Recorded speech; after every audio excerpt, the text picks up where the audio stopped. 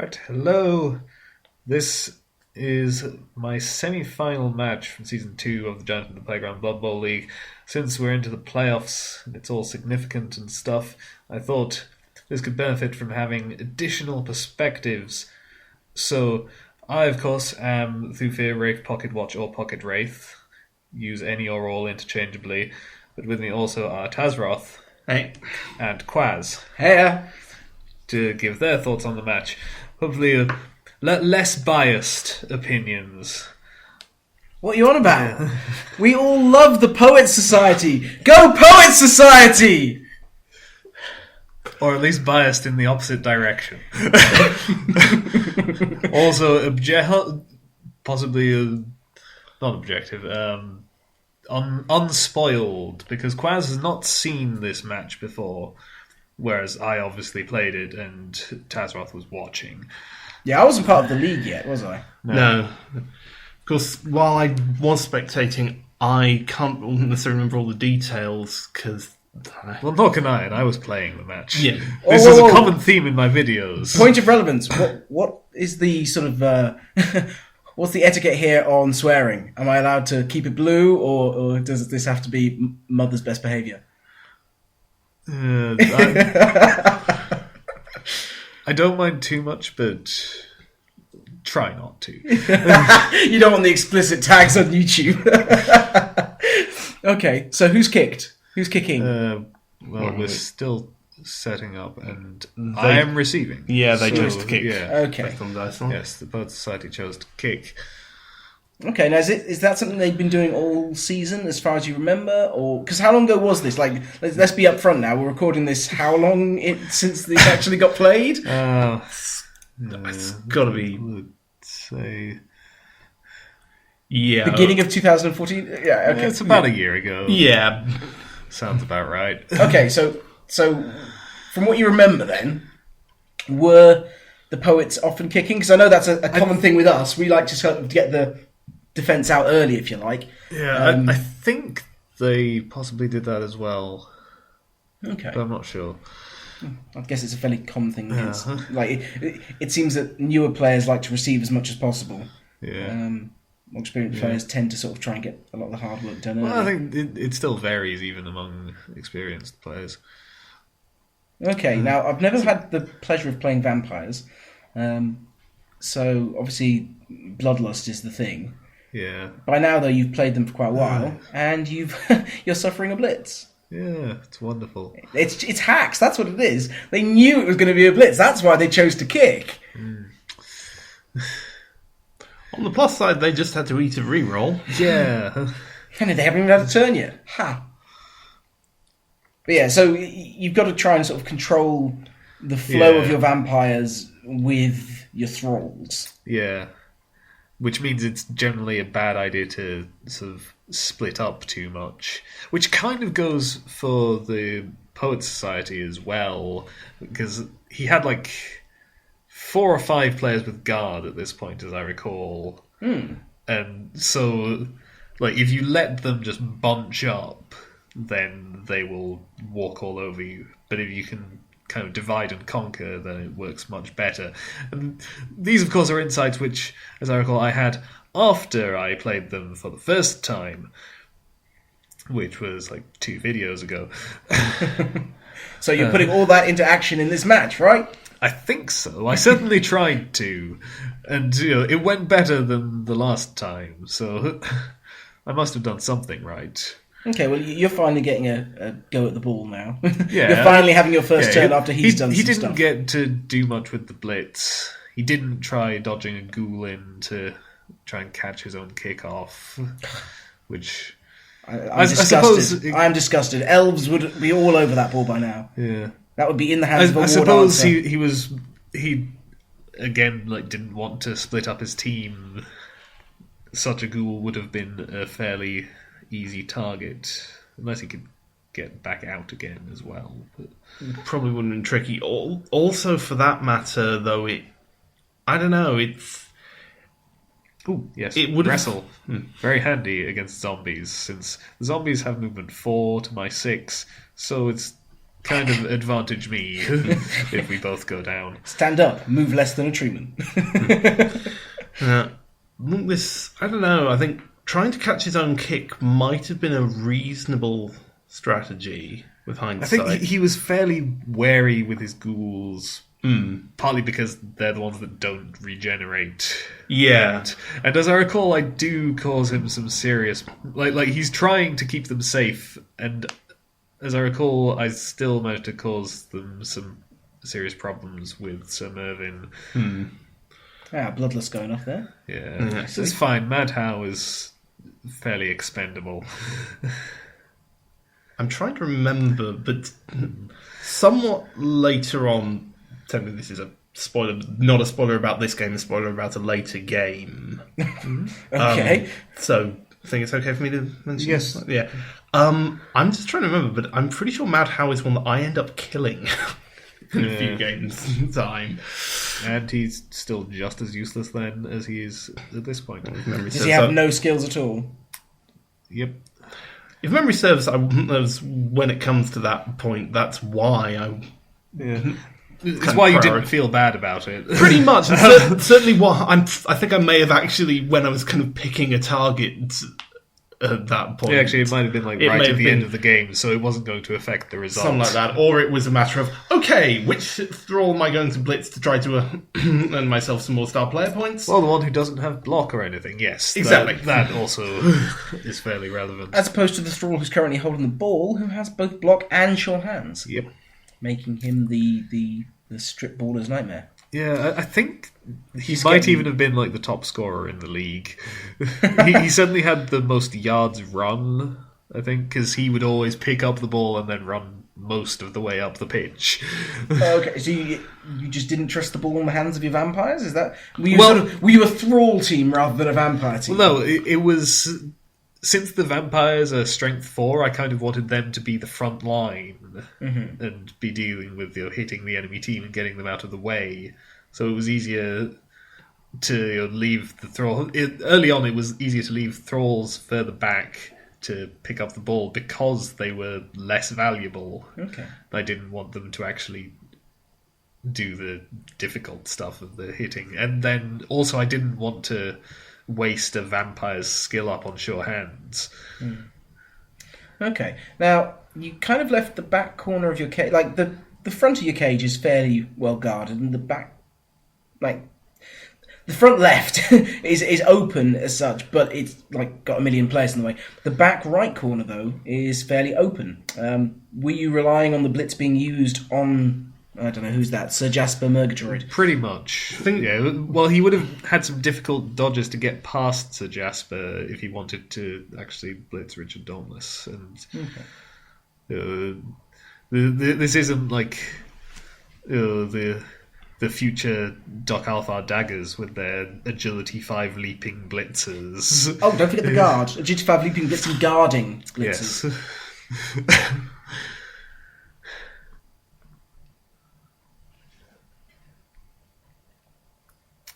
Yeah, I mean, I keep trying to beat up the mummies, as I recall, and it never really works out. It's one of those frustrating things. It's the same as kind of with dwarves, where you can knock them over, and then they just get up again next turn, as if nothing had happened, and you're still committing players to it. Yeah, what you talked about the zombies with movement 4? Yeah. Is it pretty much that they're slow across the board, or do they have... werewolves they've got, haven't they? No, that's necromantic. Yeah, I always get them confused. Yeah. Personally, I think that the generic undead team should have been retired when Necromantic and Khemri were added in, because they're more specific and more interesting. Says he who is currently playing a pro elf team. Well, yes, High Elves should have been retired when the Pro Elves were introduced. But apparently other people disagreed with that. But, I mean, of course, the undead are much more... These undead are much more all-round. They have the big, strong guys in the mummies, and then there are also... The zombies are slow, but then... They got ghouls. What are as they even well. called? Yeah, whites. Their blitzers, whites, basically human linemen with block and regeneration. Okay, and then ghouls are like Skaven linemen with dodge. So you've got you're the vampires, and I know that apothecaries don't play for undead teams. Does the vampire team count as an undead team? No. Right. No, the vampires can have an apothecary, and you can even use it on your vampires. Although you do have to choose whether or not to use the apothecary before you roll regeneration. Okay. So that's always the difficult part of the decision-making process. I don't know what it is, but I find whenever I'm attempting a 2+ dodge, it never works. Whenever I see somebody trying to roll regeneration, it always works. Always. It's ridiculous. It's certainly not universal, because I know at some point in the future from this video I did have one of my vampires killed off. Because you relied on regeneration and did not work. I think I probably used the apothecary on it, and that failed as well. I think actually it may have been used the apothecary on the previous vampire who died, and it didn't work on that one either, but he did regenerate. Yeah, something like that. What, and that's in this match? No. Different games way down the line. I was going to say, spoiler warnings, guys, spoiler warnings. No, that was a different match, which I'm not even going to make a video of, because I would just get too annoyed watching it again. And did you continue playing this? Because which season of the Giant in the Playground League was this? 2? 2. Yeah. And did you continue this into season 3? This team. Okay. Well, yeah, because I wanted to win a season, and I thought it was not too implausible. Well, I mean, you're in the semi-finals now, right? Yeah. So, yeah, definitely not. And with vampires too, like oh, here we go. Somebody's dead. Yeah, but he regenerates. No, that one did not. It's always confusing because the text comes up whether it works or not. But yeah, it's just a zombie. Yeah, so you're both. So he won't have access to an apothecary, though. No. Okay. Did he have subs for this match? I'm just wondering if you're building up a player advantage. Almost yes. certainly. Yeah. You were clearly thinking it at the time you were recording as well. That's kind of the weird thing about like recording it with a pre-recorded video.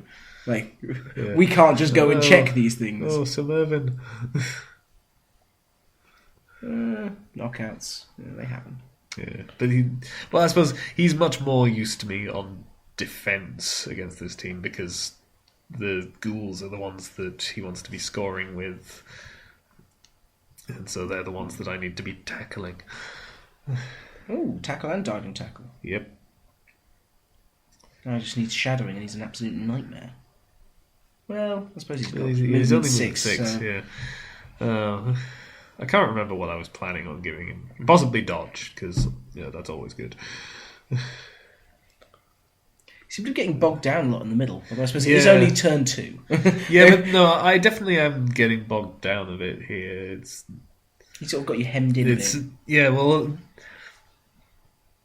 it is that sort of team that's kind of very difficult to break through and somewhat hazardous to just I do believe go that's around. 3 bloodlusts you've now failed. Because you bit one. And this. I remember this. Oh, yes. This is messy. Yes. Oh no! Because the plan was predicated on the fact that he has frenzy and therefore would go to the square which Goethe is now in and be able to bite Cat Blade. As opposed to the ball carrier.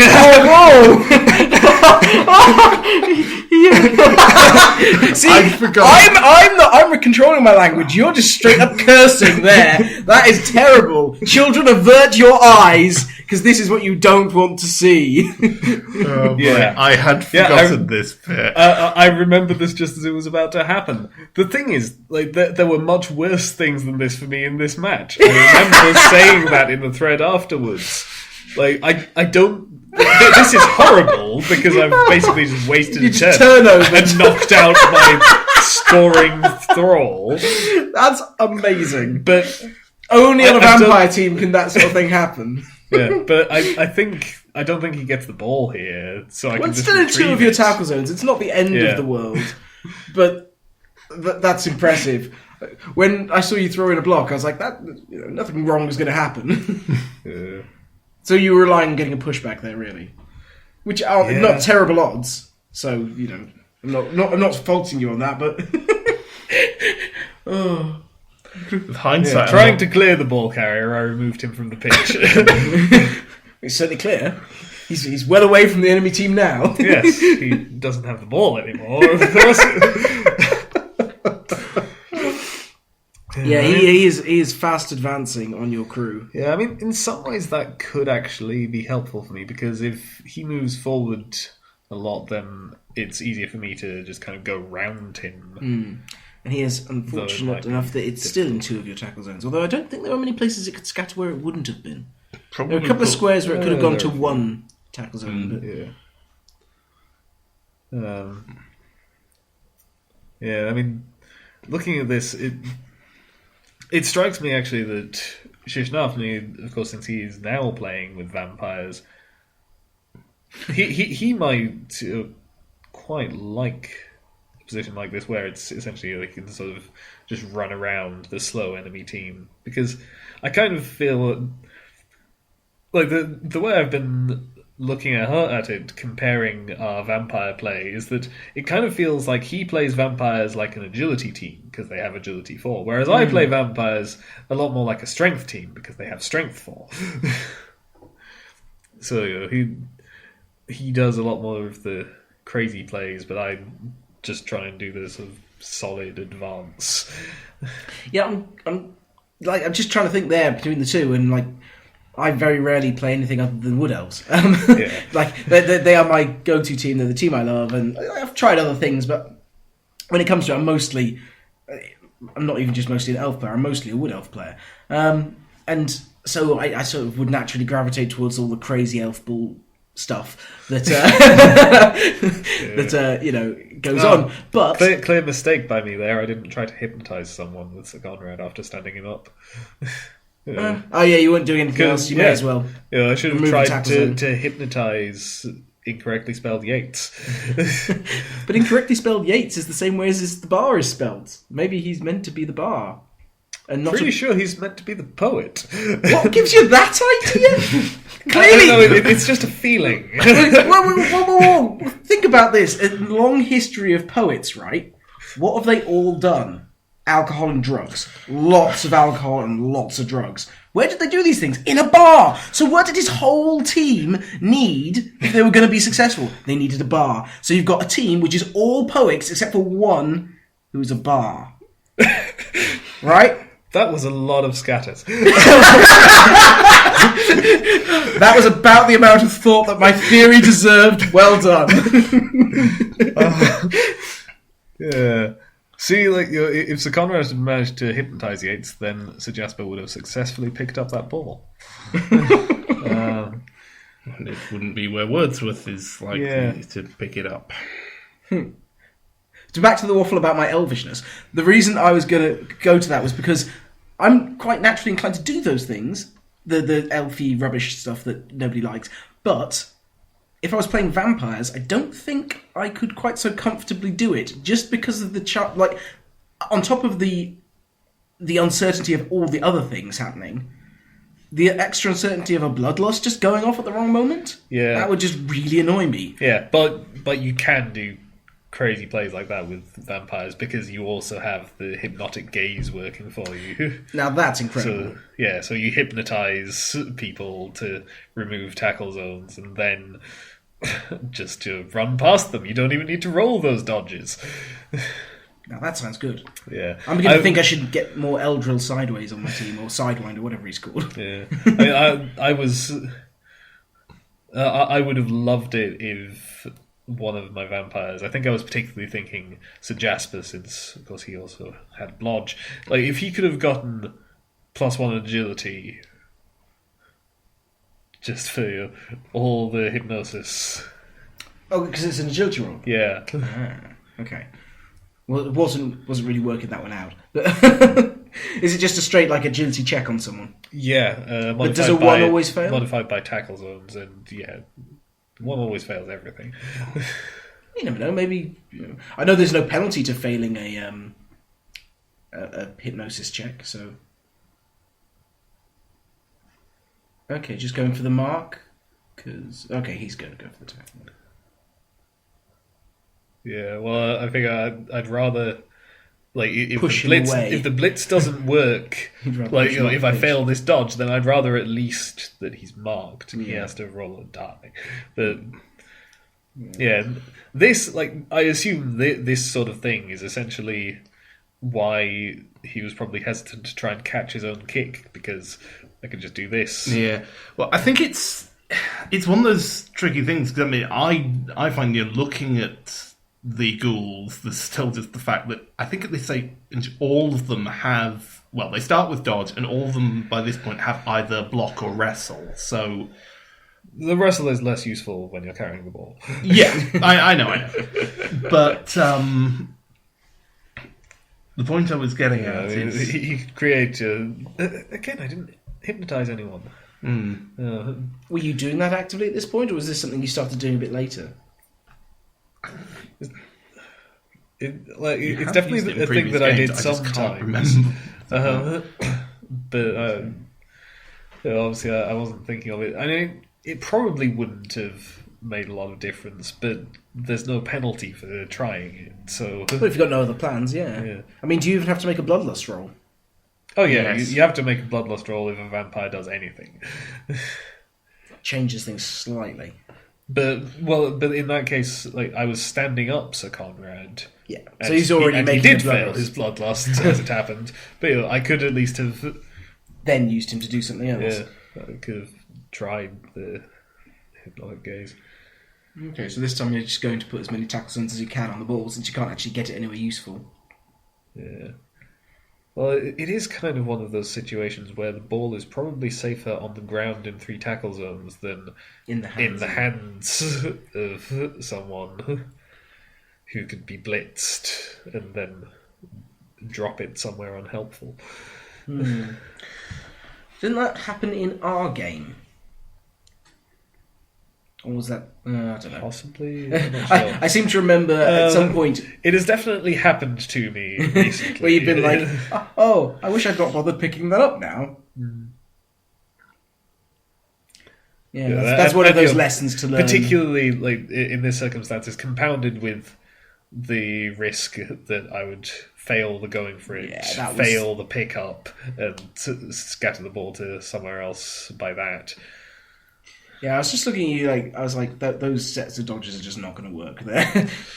Yeah, well, it was still better to have him off the sidelines so long as he didn't actually remove himself from the pitch, which he did. Well, got to try these things. Yeah. What are numbers looking like now? This is looking pretty bad for me, but I don't think it turned out that badly for me, in this particular drive. So the clock is running down. I'm not entirely certain. I'm not seeing the clear play here where I just go and score. I mean, obviously, you're going to be running up and to the right because there's just a mountain of men in your way to the left, and you've got kind of a screen going on that way. But it's now personally, You know what I'm going to say, I think, don't you, Thufir? Oh, yeah, you would have... Bounced the ball! Because I'm not sure because it can't land anywhere worse. It could have been caught. Yeah, all right. That would be kind of worse.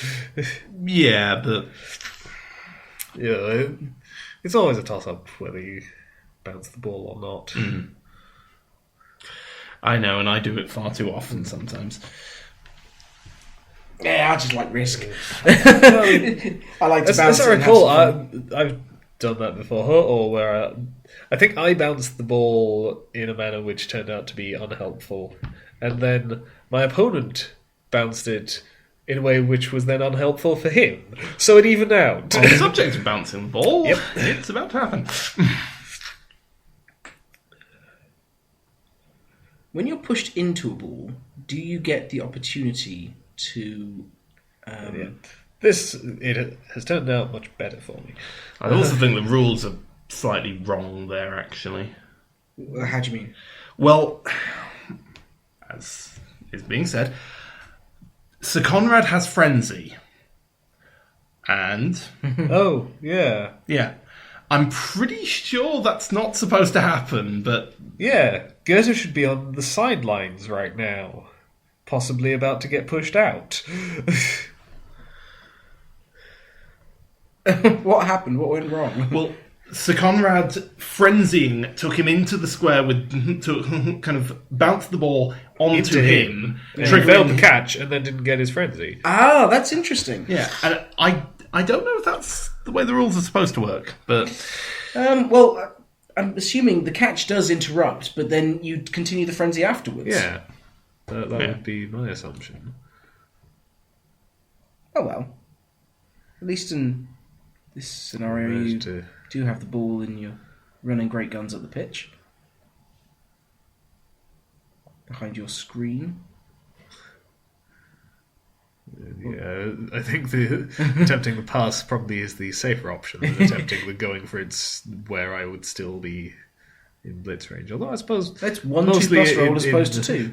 I suppose mostly in blitz range of zombies, which is why it's a bit. Now this guy can just take to the yeah, world so and run as far as he can. Yeah, and so long as I can. Like, Pushkin is a concern. Marlowe is not, because he only has movement 3. Pushkin is in 2 tackle zones. Yeah. So he has to deal with that. The question is, do I hit him and risk the 1 dice going wrong, or bloodlust, or do I just leave him in 2 tackle zones? I would leave him in 2 tackle zones. I just let him think about this problem. If Marlowe knocks over Matthew Baker, then Pushkin has a simple dodge. I don't know what his agility is. What is 3? What is Pushkin's strength? 4. And does Pushkin have block? Yes. Okay. So, Pushkin is a concern. Yeah. I've come around. Maybe Matthew Baker has to do some hitting.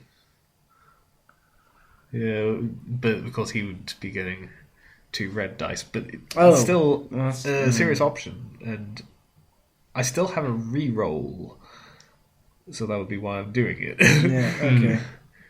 Also, like... Well, that's not the That's, end. yes, yeah, that's Now nice. he's down. Yes, because I have wrestle. And so now I'm safe. And I'm going to assume you're moving to... and I think... Sir Roderick to move and mark? No, that would risk bloodlust. Yeah. Yeah, but... Oh no, he can't move it at all. He can't reach at all. Sorry, I thought... Yeah. Movement 3, in fact. No, I'm still going to... Try to move up to at least get I suppose like, if I failed bloodlust, then You I stop. just go 2 pointing at the squares screen again. less and bite Matthew Baker while he sits on the ground. Like that's the other thing, of course. If I had ended up with a skull off that block, Pushkin would still have been marked, and You're not in any worse position than by when... someone who there you couldn't go. be immediately blocked. At least he can't block you, or blitz you even. And so it's you who has to make the simple dodge. Yeah. Have lost my reroll. You've managed to get through 5 of them. Yeah, he has just used his second. Yeah, the league's recently changed. We're only allowed a maximum of 4 rerolls now. Yeah. I'm strongly considering taking leader. Yeah. Am I the only one? well, Or was 4 enough It for you? makes a certain amount of I think it sense. depends on the team. Is one of the things. I don't know. Unfortunately, I would quite like to have 5, and I see no reason why there is a limit. But that's kind of a debate for another time. Well, 4 reroll max. extended inducements, why not? Oh, that's a good point, actually. Who was getting inducements in this match, or were both of you just about the same? I think we were pretty close. I see a wizard. Is that a wizard? No, that's not a wizard. That's that's the fame modifier. Yeah, all right. You know what? I don't know if I've ever actually bothered to look and just figured out what that was. We don't need to look this for a bit. I can try to find the image that will tell me the team values. But the touchdown. There's a touchdown happening. Yeah, I am sort of wondering what's going on. No, wait. No, it's not even in that folder. Yes, I took the risk of the blitz where I could have failed my bloodlust. And eaten the ball carrier a second time. I think I think if I'd failed the bloodlust, then I would have gone for instead, Matthew Baker. had him just move around and eat Matthew Baker. Oh no, doing it twice though would be brilliant. It is the weakness of the vampires, which I just is love the way exactly the way it's supposed to be. And then it's sort of like the clogs click in. You're like, I'm going to have to eat my ball carrier. No. Frenzy does not allow you to stop where you are, but you can't do anything afterwards. Oh. Yeah, of course, that was the thing. I forgot that he would have to... It wasn't that I was expecting the extra move from Frenzy when I had to eat the ball carrier. It was that I forgot that Frenzy would mean I had to follow up. I bet Shishnafne was cheering at that one. That's just comedy gold. I think the main thing I wouldn't have done on that particular play was re-rolled the block when it gave you a both down. But I needed to clear the ball carrier, and I think I forgot about Frenzy. Yeah.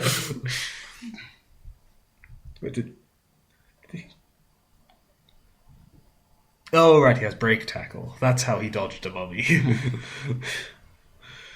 Yeah, I always get really insulted when I see things like dodging mummy or Saurus or things like that.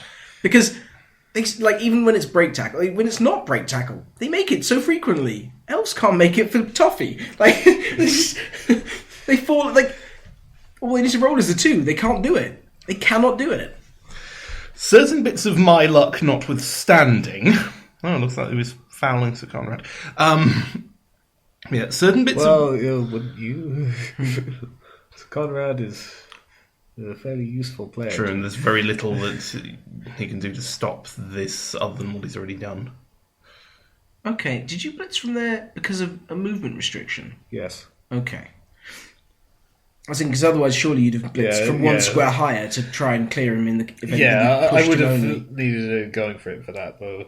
Yeah, on the plus side, of course, about 50-50 on E per dice on knocking the mummy over, because no blocks, so... That's good, and... No one wakes up, but there's going to be another...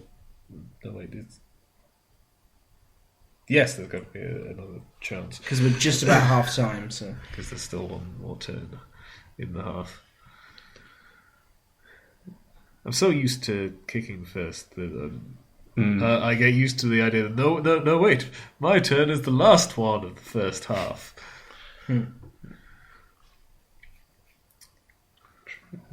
Yeah, it's kind of like, as well, I think it's because, right, I think this is why I like kicking first, is because you do this hard work and you score, if you can break them and score the touchdown, then you're like, excellent, soon it'll be half time, I'll get the ball back again without having to try. That's not the case now. You've scored the touchdown, but any minute now you're going to be kicking it to them. You're kicking to them now, but then you're going to be kicking it to them again. Yeah, and that just doesn't feel as good. Yeah, I mean, I know it logically doesn't really make any difference, but of course it just feels better to try and do the hard work up front, I guess. And of course, it's at times like these that I really actually appreciate the fact that I have thralls with no skills who I can just stick on the front line to get beaten into the dirt and not care. As well as, of course, the fact that they make excellent bite fodder for the vampires.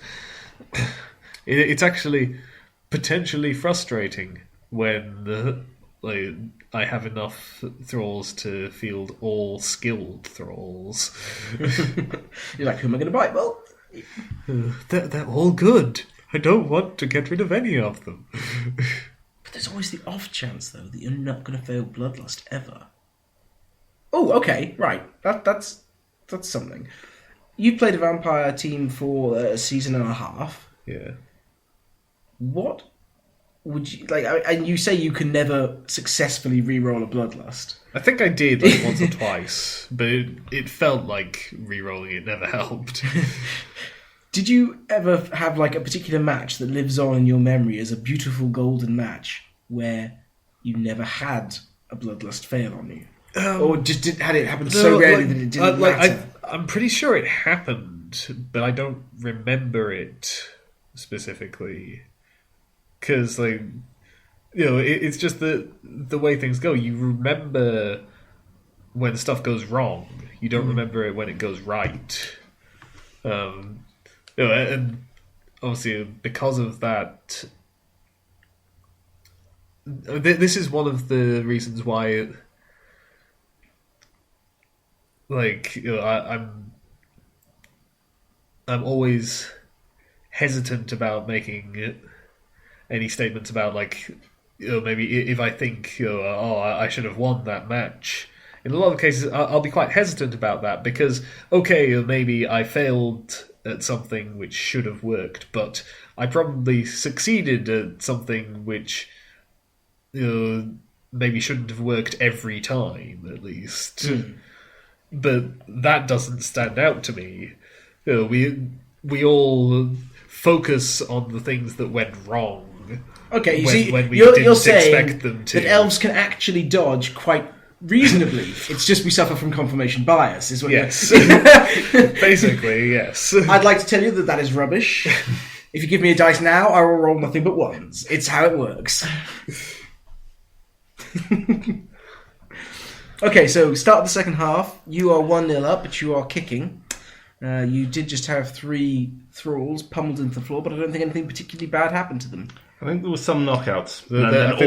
Everything just woken up. Everything of yours has just woken up, which is which is couldn't ask for better, really. wonderful. I have all my vampires ready to grab that ball back off them. Beat the unliving snot out of them. Was the phrase I was going for. How's his team looking, injury-wise? Anything major happen to him? Well, there's that one dead zombie. That's doesn't really affect him, given his subs and stuff. Mm-hmm.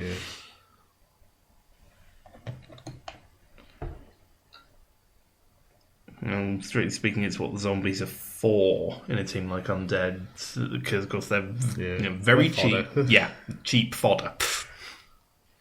I mean, I would tend to prefer the skeletons because I tend to prefer movement to armor, but on the other hand, of course, I would never play the generic undead team. Because you're a snob? Yes. Okay, I find Necromantic and Khemri more interesting for being more focused. I'm going to have to play the generic undead team just to troll you.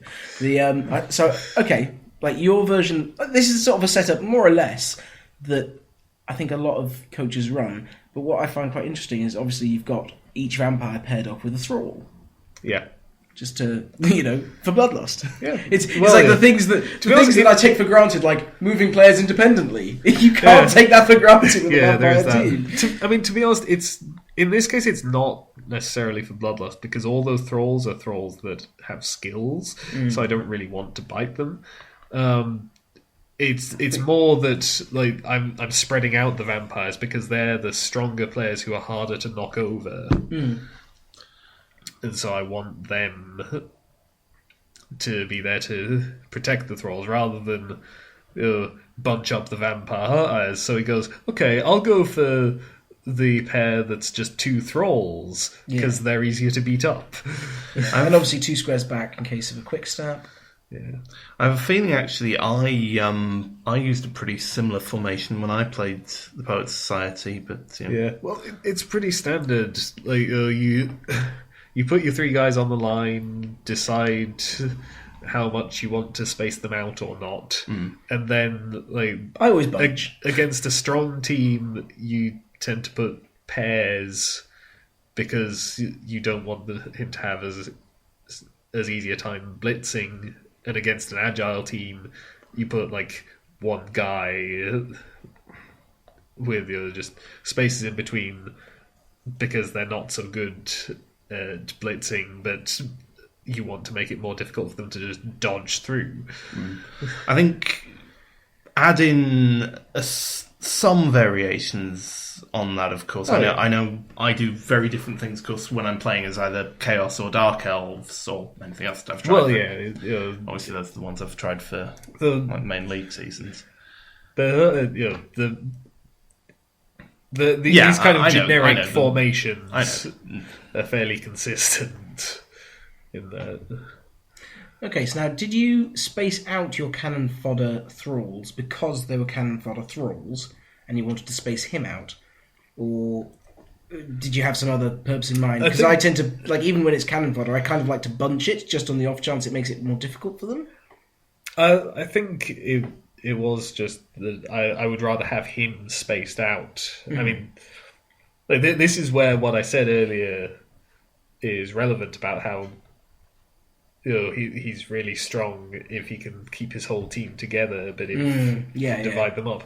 Because at the moment they are mostly together, though not as much as the first time that I played them, where I think he ended up with his whole team in basically a diamond in the middle of the pitch. It was like, well, how do I hit any of this?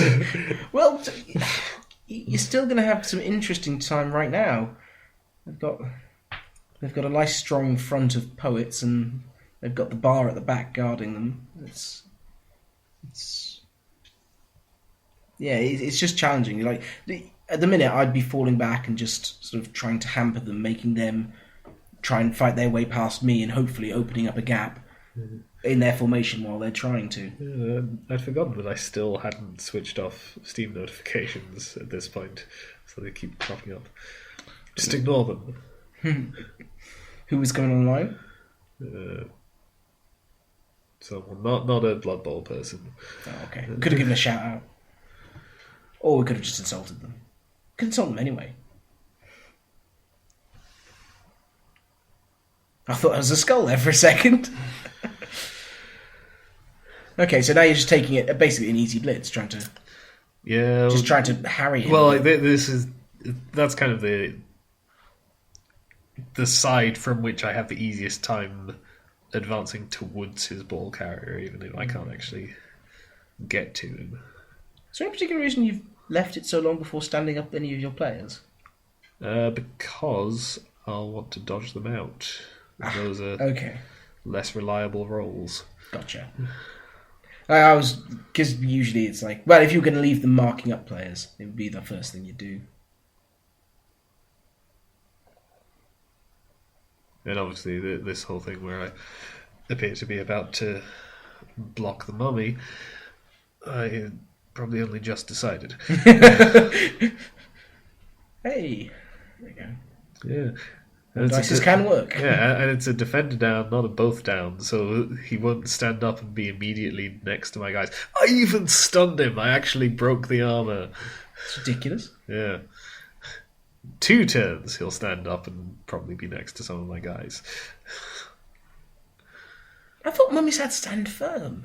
No. Evidently not. I must be thinking mummies are big guys. Well, even for big guys, stand firm isn't exactly standard. Yeah. Some of them have it. Tree men have it. That must be why you think it. I think all teams are wood elves. Are all teams got wood elves? Why are you not leaping in and attacking that ball carrier? Get on that. Well, how would I cancel out the assist? With the other war dancer. Of course. You can have 2, you know.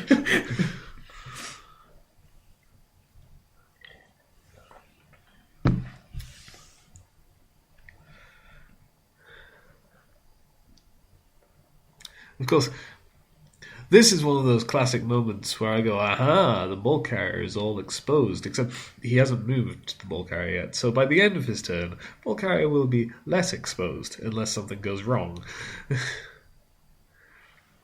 About as exposed as he was before. Not anymore. I was like, well, that didn't really do anything. You always have these moments where you're halfway through your enemy's turn. You think, oh yeah, I can just do this and this and this, and then you remember that they haven't finished yet.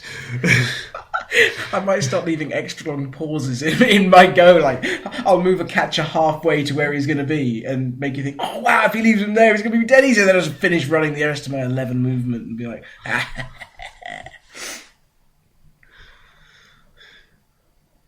He's got an interesting thing going on here with his sort of staggered diagonal team. Like it's no worse than stacking them one on top of the other. It's just interesting. I suppose this way it covers more of the pitch. Yeah, and of course, I haven't managed to divide up the team as I kind of wanted to. Though at least there's the fact that thus far, at least, my defense looks reasonably solid. So, and that then means that because he's all bunched up, he's struggling to move forwards. One thing I remember from your previous game against them, you did end up kind of splitting your own team up while failing to split his team up. And I'm specifically not doing that this time. Not leaving a vampire around the back of the cage where there are no thralls.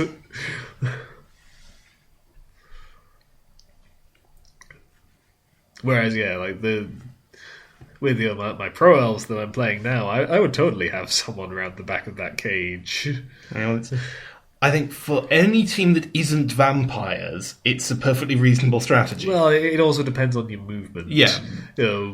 With the pro elves, given that I tend to blitz with my catchers who have movement 8, or even with my blitzers, they're movement 7, they're not really going to get left behind by the enemy cage if it moves forwards. I think the thing from... Whereas, you with chaos would still be... you might still do it, but you would be less inclined to with only movement 6 and 5. A little. I know it is something I have done, certainly with chaos. But it's not like an always thing. No, I suppose not. It's an acceptable part of a strategy, but it is a part of a strategy. Oh dear. That's not what you wanted to see. Yeah. Well, you have 5 rerolls, why not? Yeah. And it's turn 10 and I hadn't used one yet, so... You were just getting reroll itchy. You were like, I need to use these. His turn 10 equates to effectively turn 2 of the second half. That isn't saying much, but 5 rerolls for... Well, it's the point is reroll having rerolls left at the end of the half is worthless. Yeah, should be able to trade them in for apothecaries. Higher game or Gene 99 whatever the hell. You need to have less numbers in your name, then I'll be able to say it.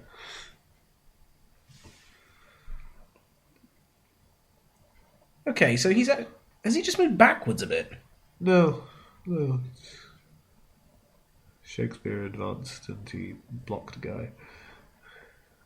And now he's blitzing another guy. Okay, so he's clearly trying to clear off what is to him his left flank. Yeah. I suppose, that maybe makes it easier for him to run over there, but I'm not sure if I would have pushed the guy with blodge and guard into right between a couple of players. I suppose, in the case of the mummy, it's less significant because he's strong. But got an easy block on Shelley there. You mean I can do something about it'll be actually at the moment it'll be 1 dice because of course the mummies have guard. Oh yes, of course, because there's guard all over this team. Yes, there is. Okay. Didn't know he was going to cover that sort of section over there. I thought he didn't have the movement on his guys. Ghouls are normally movements. And I think Yates got a movement up as well. Yep. Yes! I don't know whether you're future psychic or just like or the kind of thing that would be worth mentioning, or just you wanted to check what he was capable of before hitting him.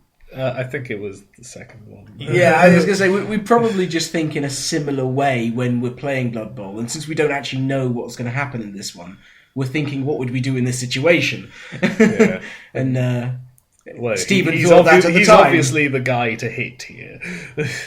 Yeah, I mean, Particularly since I have my guy with tackle right there. Yep, and you've nicely your assist covers the pitch as well. Like he stops it from being just a straight run along the edge kind of deal. Yeah.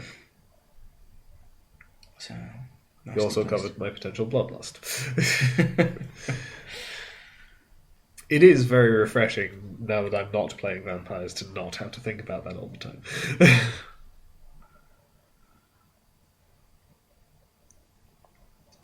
Yes, of course, with the tackle and diving tackles, Mervyn is also perfect for just marking guys. Oh, okay, right, I see. For some reason I was wondering why the second one wasn't a dodge, but I'd forgotten that Yates had been knocked over. I don't know how, because since the whole point of the play was to knock over Yates. Yeah. So now it's the desperate scramble across the pitch to get some more bodies in the way. Yeah.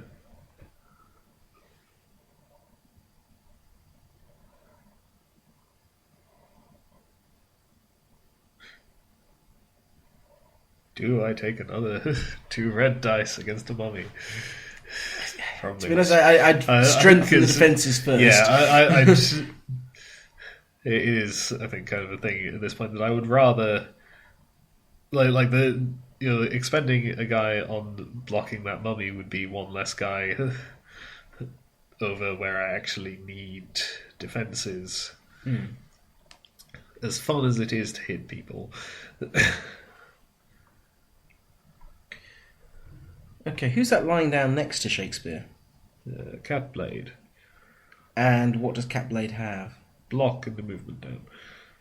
That sounds like a great person to stand next to him. This time I remembered about hypnotising. Yeah, I think Catblade sounds like the perfect person to just stand up and man-mark the money. But money? The mummy.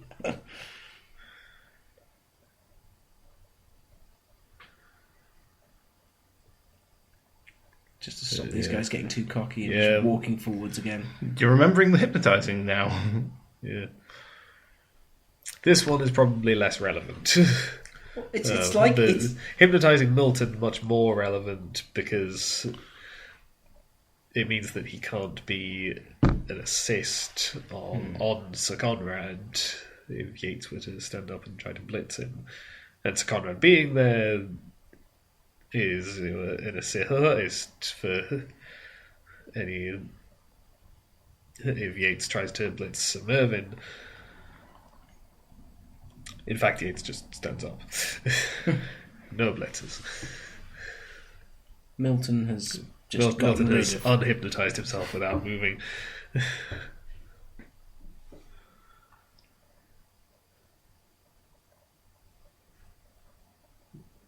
I'm not marking the movie. I think possibly because actually, he just can't get anywhere he can't useful. go anywhere because he can't dodge. There are tackle zones all over the place. Can still come and just be a pain in the... Yeah, movement 3, he can't actually... Movement 3 is completely sufficient. Once you've played with a tree... Movement 3 seems like a luxury, I'll tell you. Yes, because it means you can stand up without having to... And fortunately, he regenerates. Well, it was only badly hurt. So. Yeah, but he's a very useful player, so I suppose I would like to still have him. I was going to ask before he regenerated whether you had considered, because it was, midway through the second half, whether you'd have tried apothecarising a badly hurt. But generally I wouldn't. Just on the off chance that something terrible would happen later on. Yeah. Like, how badly would you kick yourself if, like, a vampire died after you'd apotheosized badly hurt?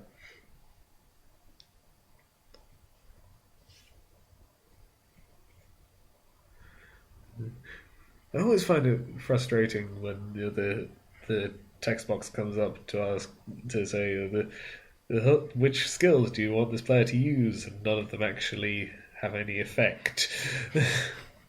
Obviously, it's just a general thing that you set it to ask about skills, and it will always ask about skills.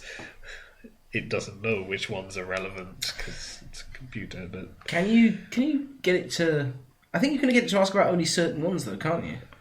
So you could spend some time thinking, like, which skills do I actually want to have it ask about? Yeah, but That's the thing is, well, yeah, and like, in that instance, wrestle was one of the skills, and you do want it to ask about wrestle because sometimes you want to switch it off. But when your opponent rolled a defender down on you, it doesn't actually do anything. So, yeah, not really relevant. No, I'm just kind of used now to it showing me what skills both players have, and I actually kind of like it, I think. Yeah, I usually like it. It's just that I do find it kind of frustrating when it has absolutely no relevance. Both down. Do you want to use dodge? Yes, I'd love to, but it didn't roll anything relevant. Okay, well, you're kind of sort of encroaching on him. Yeah, like These cages getting less and less secure. If I can successfully block a mummy, then I can actually get in on the ball carrier. It looks like you're fancying your chances there. Or at least you're hovering them two red dice. It's not too bad odds because he doesn't have block, and you have wrestle. I have wrestle, but it's still something that means it wouldn't be a turnover. I just got to avoid the skulls. It's just less than a 1 in 3 that you're going to end up with a skull on a 2 dice against. But yeah, you take it. Yeah, figure out. Take the push. Which means you won't be able to get to the ball carrier, but he can restrict. Because obviously, if I could have knocked him over, I could have gotten some Mervyn right in there. Once again, marking the guy. Yeah, I also noticed because he moved Stephen North across, so I guess even if you did roll attacker down, then you'd still be able to be marking him at least. So Mervyn can get in to mark just after blitzing. Whereas otherwise, I suppose, if I knocked over Marlowe, then he could have actually blitzed Wordsworth and probably. Well, I suppose as well, you'd rather have the mummy down because the mummy can right now just block it. Oh, yeah. I would always rather have the mummy down. Unless I'm the one. But as established, I would not play the generic undead. I think that you came awfully close there to saying that you might play a mummy. Yeah. I was forgetting that on Khemri they're called Tomb Guardians. They have slightly different stats. Are they still covered in bandages? Yep. They're still mummies. It's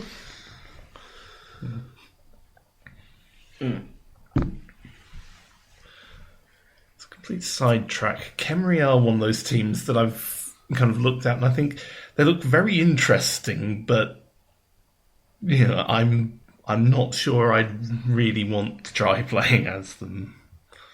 The mummy's doing his hitting. Maybe I should play as them in a future season, so then you can see the interesting stuff without having to do it yourself. Mm-hmm. What is it about the Khemri that's distinctive, then? None of their players have agility higher than 2. Sounds really bad. Yeah, but they can employ 4 Tomb Guardians, which, as we've covered, are basically mummies, so strength 5. Yeah. I'm just that was the noise of me being completely unimpressed by that. Like, I get it, that's strong and that's powerful and all of that, but if I can't do anything with the ball, I don't think I'm having fun. I think this is why I go for agility stuff. Or at the very least, not bad agility stuff. It's settled then. I will play as Khemri and beat you. Okay, cool. You do that. I will play as, let me think, Wood Elves. And you won't. I'll just score with my treeman.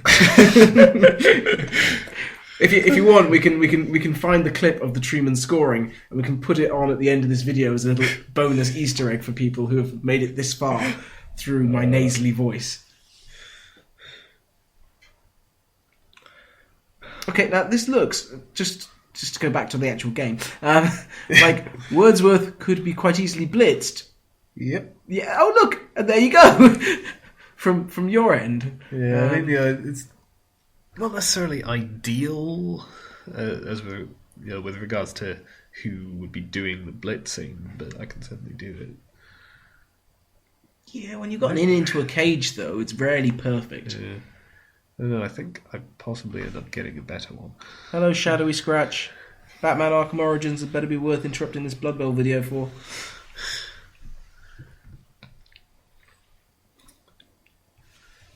Yeah, I mean, yeah, essentially, I guess at this point I have a way into the cage, but other than that, I don't have much in the way of options to put defensive tackle zones in. Hello, Tazroth. Oh, look, I'm... I wonder what I might be doing. Might I be spectating this game? If you are, you're coming to it awful late, like.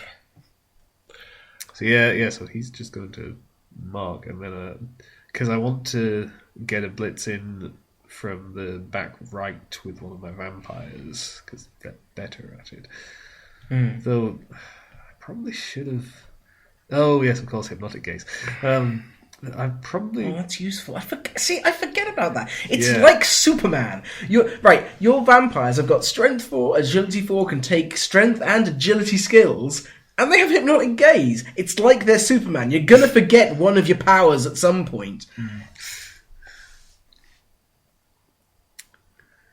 I was gonna say if only you had strip ball, but like it doesn't. Wrestle is what you wanted there, and that's just unfortunate. It happens. Actually, looking at it now, it occurs to me that I probably should have. Oh no! Wait. I was going to say I probably should have stopped debut like one square more to the left to restrict Wordsworth's movement more, but I think he was possibly there to be bitten as well in the event that I wanted to follow up.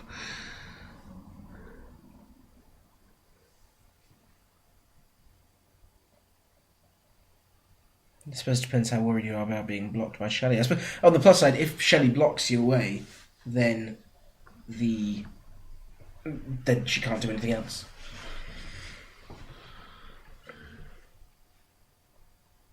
Question is Wordsworth within scoring range, I suppose? Yes. He's got to be. Yeah, You're like halfway down the pitch, so really you just don't want to let him do anything. Well, given that Sir Mervyn does have diving tackle and tackle, that's nice. Going to make... Yeah, that's why he's my guy of choice for blitzing ghouls, marking ghouls. And dead mummy who doesn't even regenerate. That's fantastic. I remembered Take that, Shakespeare. That is for Romeo and Juliet. All of that time in school. There's your pound of flesh. Oh, I like the Merchant of Venice. Midsummer Night. That. Yeah, I remembered one of the mummies, and I was pretty sure it was Shakespeare, died at some point, and I had a feeling it might have been this game.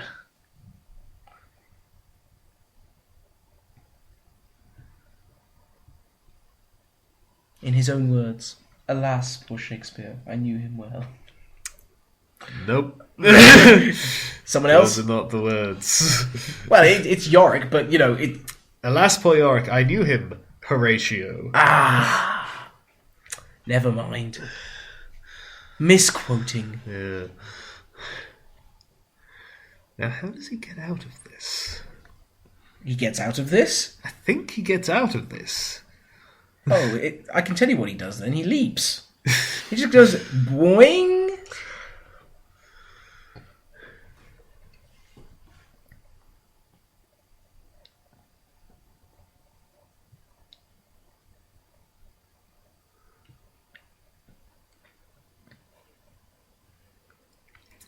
I mean, because, like, in order to move, he really needs to move Sir Mervyn. And then he also really needs to move Sam. I suppose it is possible for him to do both.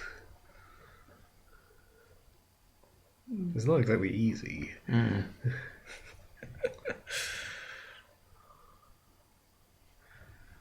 There are a bunch of assists flying around.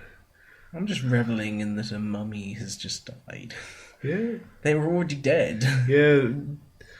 And, you know, after the difficulties that I've had With mummies. dealing with them, where it's, knock them over, they get back up again the next turn. They were being all dwarfish with you. Yeah. They were clearly dead dwarves fine, that have been mummified. Actually, that's the point. He just had to do what you've just had to do so many times. Yeah, because he couldn't get it better because it was Sir Conrad and Stephen North standing there in assists. And okay, I would not have followed that up. Yep, he got out by just rolling a bunch of dodges. Yeah. I like the celebration, though. Let's go, poets! Woo! I would like to offer my sincere congratulations to Shishnafne. That was an excellently scored touchdown. Go you. I think you must have enchanted Shishnafne with your vampire play over the course of this season, or possibly just over the course of this game, and that's why he has taken on a vampire team now. Yeah. Well, no, he definitely said something in the thread about how he's been sort of quite impressed to see what could be done with a vampire team, and so I assume that was why he chose to play one himself. Meanwhile, I was relieved to get rid of them. Just too restrictive? Or just they've got unnecessary considerations? That's what it is. It's interesting, but I mean, part of the reason it's interesting is because it's a challenge. Okay, so now you have 2 turns in which to try and tie this up to win this. Yep. 2 turning with the vampires. How easy are we talking about? Very doable, kind of doable, Movement kind of 6, doable, so unless you you're need- playing against Shishnafne. Movement 6, so you need 1 going for it. Assuming the everything sort of goes to plan. I'm trying to figure out actually if it's going to be 2 turns or 3 turns as well. Because This... Okay, no. Yeah, he was receiving. Yeah, so 3 turns then. That's very doable. I should be able to do that. That sounds like famous last words. Well, I do remember what happens. Oh, I can't wait. This sounds good. Yeah. I'm calling it now. Blitz and somehow a riot as well. No, Blitz and a pitch invasion at the same time. That does not happen. There is only one kickoff result. The Poets Society have formed a very pretty, like, sort of picture with their team, which once we've got the grid turned on, looks like a kind of skull. I think this is very appropriate. I was just thinking, actually, the positions of the players looks like he's kind of drawing a face. Like, those are eyebrows. Yeah. It could be some Space Invaders kind of stuff going on. Yeah, it does. You know, the yellow squares, Michael, the tackle zones, they do make it look kind of like a Space Invader. Now we've finished admiring the art, how are you going to score this touchdown? Because obviously you're planning on scoring a touchdown and actually winning this semi-final, right? Well, someone has to win it. It may as well be It you. may as well be me. Yeah. I will take that upon myself. Do you know what? Thufir, you are just a giver. I know.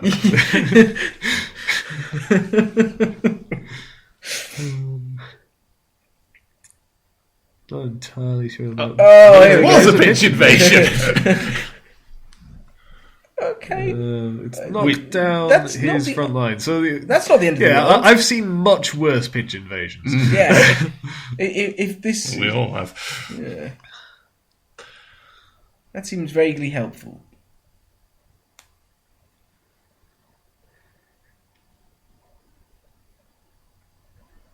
So far, so good.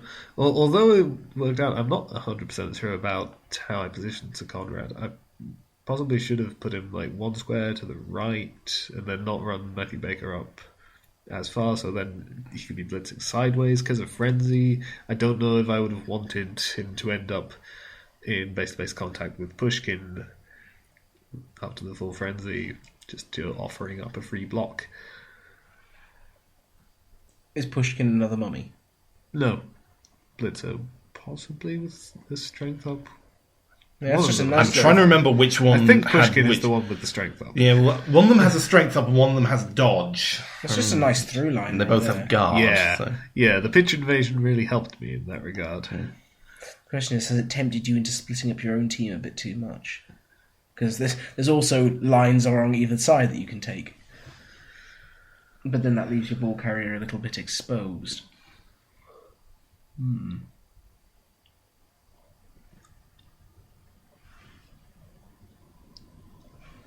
So Okay. I think, is that his like one skeleton or something at this point? Yes. Because he. Yeah, he did actually have one. Yeah. Okay, so did he only have one because you can't have many on the team, or do most choose between zombies and skeletons? Usually you kind of choose one or the other out of zombies and skeletons. He's mostly got zombies, but Okay. And are they essentially the same player, but you were saying before about an armor movement sort of difference? Zombies are movement 4 and armor 8. Skeletons are movement 5 and armor 7. And have thick skull. I think also actually there is a slight agility difference, but it's No, like there isn't. Oh, It's agility I'd 2. forgotten. I couldn't remember whether there was or not. I knew skeletons were agility 2. I couldn't remember zombies. Give me movement 5 every time. 4 or 5, movement 5. I think to some extent I kind of agree with Thufir, and I'd rather not have the choice by just playing either Khemri and getting skeletons or Necromantic and getting zombies, and yeah.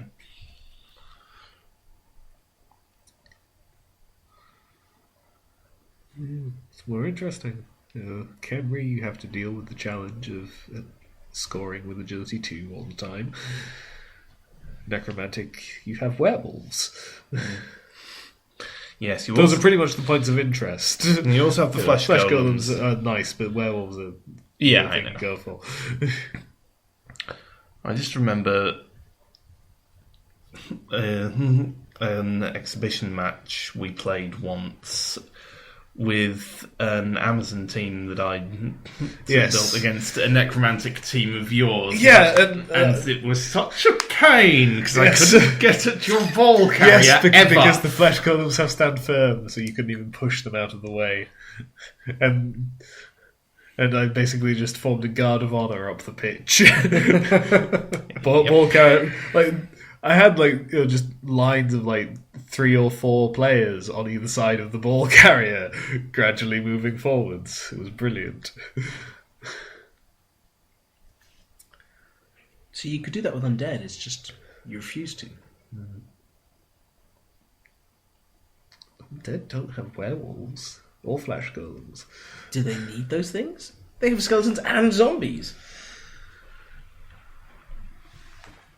Werewolves are nippy, aren't they? They're fast. Yeah. I think it's movement 8. I think. Yeah.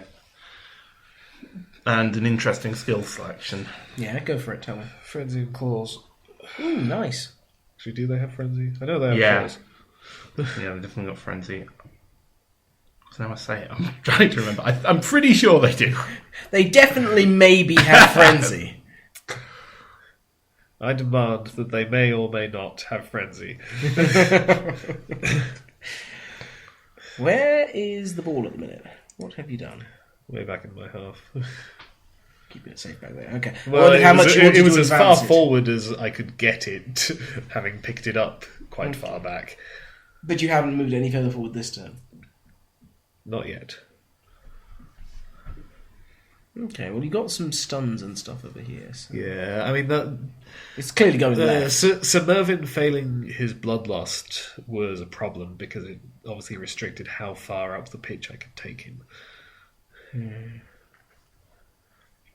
But yeah, I mean this worked out pretty well for me because running Matt Howard to Roderick up the middle was. Checking some distance there. Yeah, running Matt Howard to Roderick up the middle really was more of a decoy, and it worked.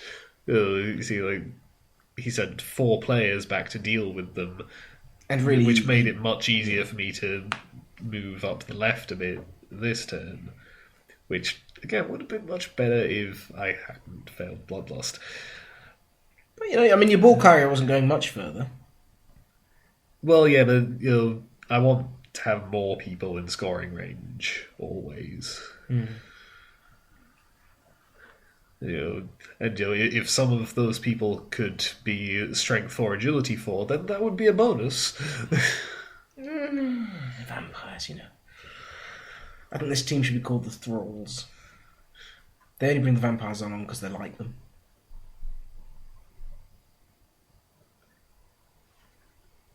I seem to remember you telling me once that you were sort of building this team around a few key thralls more than you were around the vampires. Like, your skills and stuff were all spread around on the thralls, and the vampires were just sort of I made a specific effort to get skills on the thralls so that it wasn't just a team of 4 really good players and 10 awful ones. Yeah, probably for the best. You might have found that team a little difficult to manage. We've got 4 guys and their lunge.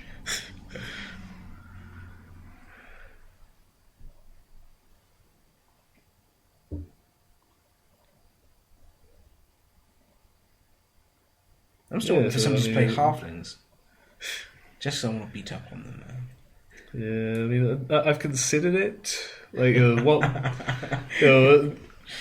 not going to keep the pro elves for too long. Like, probably, I guess probably like 2 seasons, and then I'm probably going to switch to something else and be going back to the feeling of okay, I've played a team that are definitely good. Now I want to challenge again. Well, I suppose you started out with the vampires being a bit like an underpowered team. Yeah. I mean, I'm not sure if I'll go all the way to halflings for a challenge. It might well actually be Khemri. Still one thing, a challenge. Still one thing we didn't get going that I think would have been the kind of Stunty fun. League. Yeah, it still exists. Yeah. I mean, I think like at least one of the people in it, has left the main league, and so probably won't come back. But it's I look at it when I want to see how league settings work. point. Yeah. Well, you could always enter a halfling team into the open league. Just play some random games there. Or indeed an underworld team, which is the one that you built for my, the Stunty League. It's I could try kind out of my my goblins preferred again. stunties because they're a bit less terrible. Mm-hmm. Although, I mean, they all have points in their favour. Halflings possibly less so than the others. I don't know. I think halflings and goblins is a bit of a toss-up as far as I'm But concerned. the secret weapons. Yes, except because you've got secret weapon players, you end up with 3 players who will definitely leave the pitch. Well, you do get cheaper bribes. Yes. And you also, at least for that one drive, you have those 3 players who actually do useful things. Make that maybe 2.5 if you're lucky. 2 who do useful things and 1 who can do useful things. If you... if Nuffle is with you. To be honest, Nuffle needs to be with you for at least 2 of them. Okay, hold on. Serious time right now, because things are getting pretty important. Yeah. This is the last turn of the game, and you need to score to win. Well, it will go into overtime, But which of course you'd is rather avoid a it. concern. Yeah, And I see, it clearly here is the Murgatroyd person should be standing up and clearing that tackle zone off of Bash, Della, whatever the hell. Yep, so you're doing it now. Bracken debut, yeah. I'm just thinking about what I know is going to happen. I don't know what's going to happen, but this is exactly what I'd be doing. I might... No. Okay, I wouldn't have done that. I think I'd have pushed to the left and then made Mad How take a block. This way, I think Rash may have to dodge. No. Well, it depends on the movement. How much movement does he have? Okay, catch failed. Catch succeeded. Okay, he already has to... Now he has to go for it twice. Okay. Yeah, no, I mean, at this point, I could really consider just sticking out and figuring that I'll score in overtime. But I think it's not terrible odds at all. Bad odds. It's not terrible odds. You've got like a 2 in 3 chance of it working. It would be much more satisfying to win, to just win like this and not have to play an extra 4 turns. Of course, like.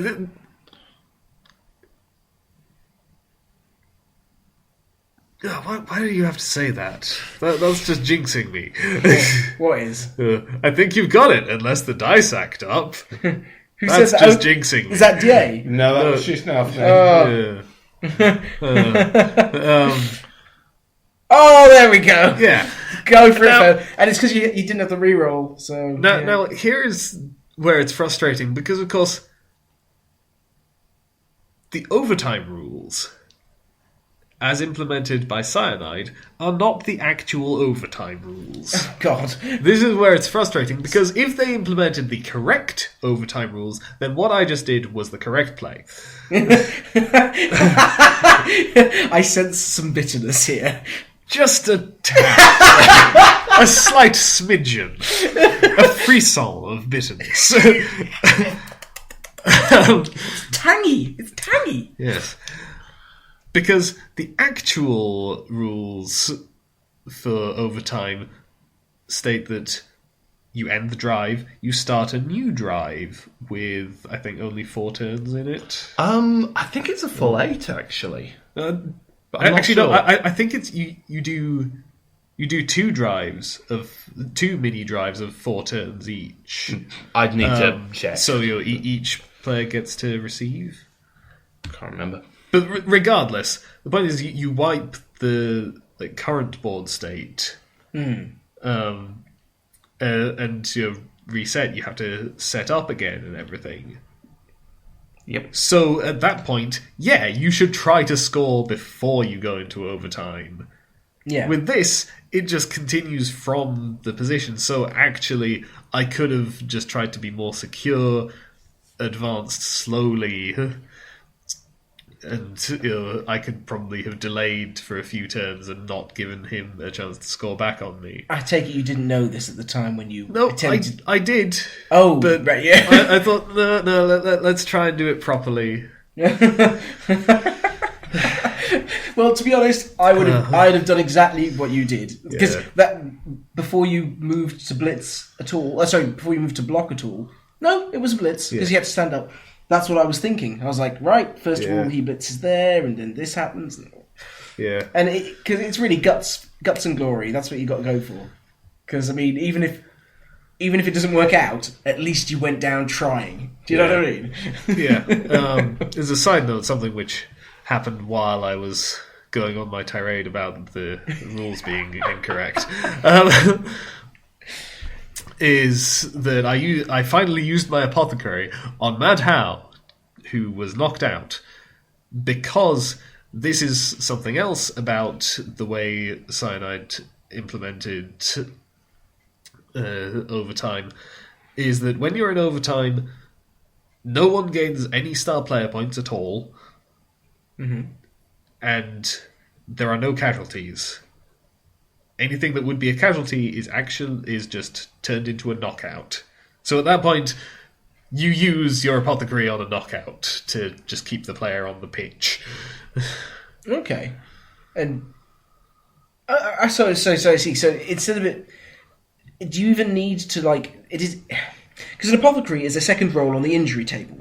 If you use it on a casualty, yes. If you use it on a knockout, then it just turns it into a stun. Stun. Okay, right. Interesting. But does that mean that just you said no injuries are permanent? Can people still be injured? No, But no. If you get 10 or more, which obviously usually would be a casualty, then it's just a knockout. Okay. Which, of course, is also not according to the actual rules of Blood Bowl. The actual rules are just I'm pretty everything sure counts. it's not. Yeah. To be honest, To be fair, I've never looked that closely at the overtime rules because it hardly ever comes up. But I don't think there's anything about there not being any star player points or injuries. The thing I remember actually to do with the star player points thing is one game I played once against the AI, which I know is the AI and is not very good, which was 2-2 going into overtime since the enemy team just managed to pull that off effectively. I question my decision making here. Yeah, I want to be marking in front of Wordsworth, not to the sides. I mean, the sides are relevant, I suppose. Yeah, probably wanting to get other people. Yeah, to because be you're also in front part. eating up dice rolls to do some of this, which is not. Yeah. Right now, he does have a significant reroll advantage. Yeah, which is quite impressive, given that you have 5 and he has 3. That seems to have been a general thing in this match. He didn't use his rerolls that much. Maybe he just wasn't trying to do such, interesting stuff. Or, risky stuff. Or maybe he just didn't have Bloodlust working against him. I don't know how many times you rerolled Bloodlust. Maybe none, but... I don't think I rerolled Bloodlust at any point in this match. I can't remember. Oh, he is surrounded. Like, his guys are away. This should be, you've got this. It should be, you've got this. There is a lot of crazy stuff that happens in this overtime. Looking at it now with a bit of distance, I can really appreciate some of the crazy stuff. At the time, it was a sequence of, oh my god, are you serious? Scoring with a Saurus? What the beep?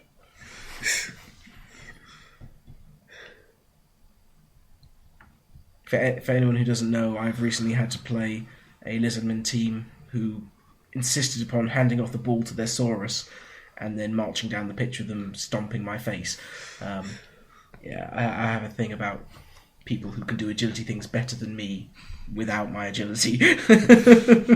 Yeah, you see, that's why Khemri are so good, obviously. You don't need that agility for. Yeah, it doesn't matter, because everyone else just rolls 6s. That's how they do it. What would be nice is if somehow you could engineer, right, for a chain push to push Mr. Debut back into the end zone, but also for the ball to scatter and for it to luckily scatter into his hands. Yeah, that would be perfect. if I could knock over Wordsworth into Raka, chain push into the end zone and the ball scatters onto him. Yeah, that would be fantastic. Perfect. But alas, it is probably not to be. Yeah, he had to make that. That was a dodge into a tackle zone as well. It looked reasonably safe. What dodge into a tackle zone? Pushkin had to dodge to make that blitz. I'm not seeing it. Oh, Yeah, yes, right. yes. Dodge. Agility, 4+, 6 critical success. Yeah, alright, fine. Yeah. Odds were not in favour of that working for him. But it did. Yeah. Now, of course, as well, he's taken out Sir Mervyn, which... Yeah. Well, he's stunned him, but the ball is away. Yeah.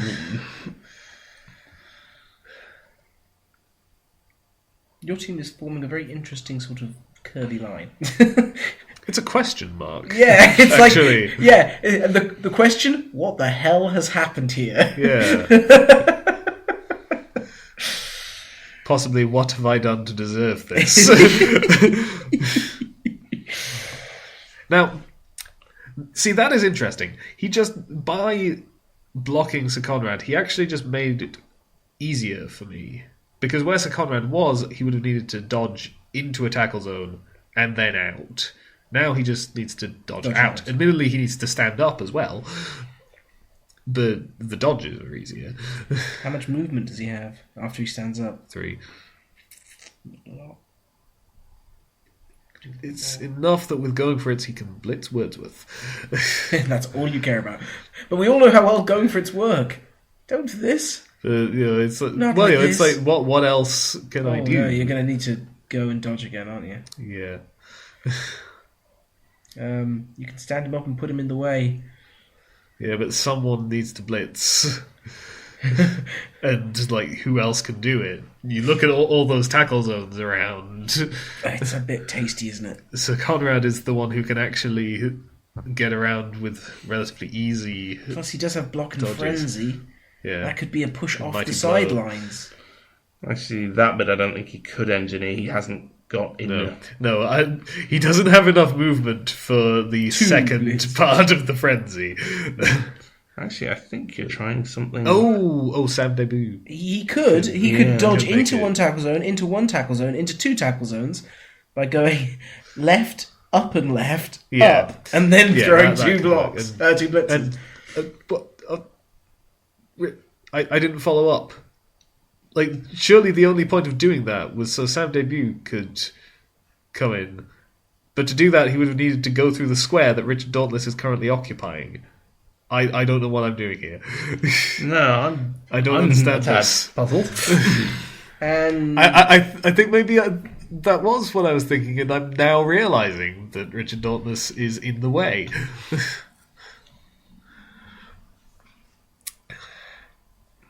That or like, I have something else in mind.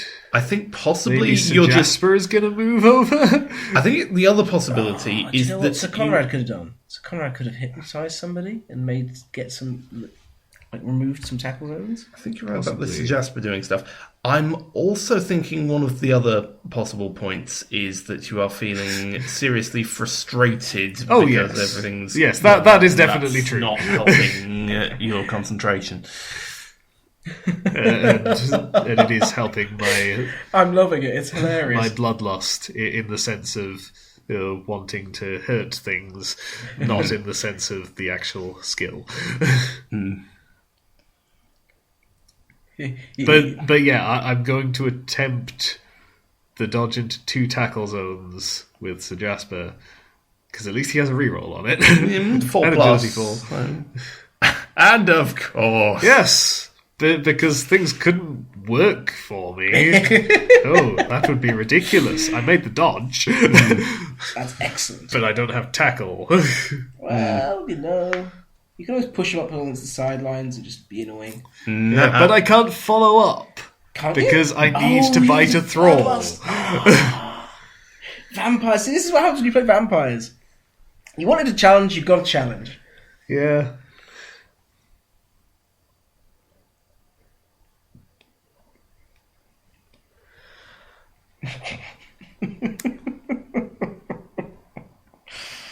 The plus side is that you can't do worse than knock out your thralls anymore. Yeah, that's something. It was all going so well. Yeah. Right on course for a 2-1 win. Yeah, and even after it went into overtime, it didn't look too bad. But then he rolled a 6 on a dodge, and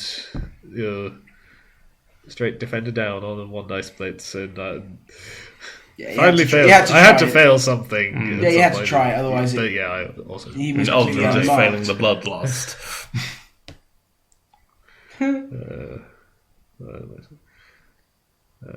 Poets. Oh yeah, I considered. Yes, I considered playing slower and allowing the extra time. I figured I could end it in turn 16, yes. So... Yep. So now, guts and glory, it's what you're going to go for. So now all he has to do is get Sir Conrad out of the way and then just run the ball up. You only got to push. That gets him out of the way.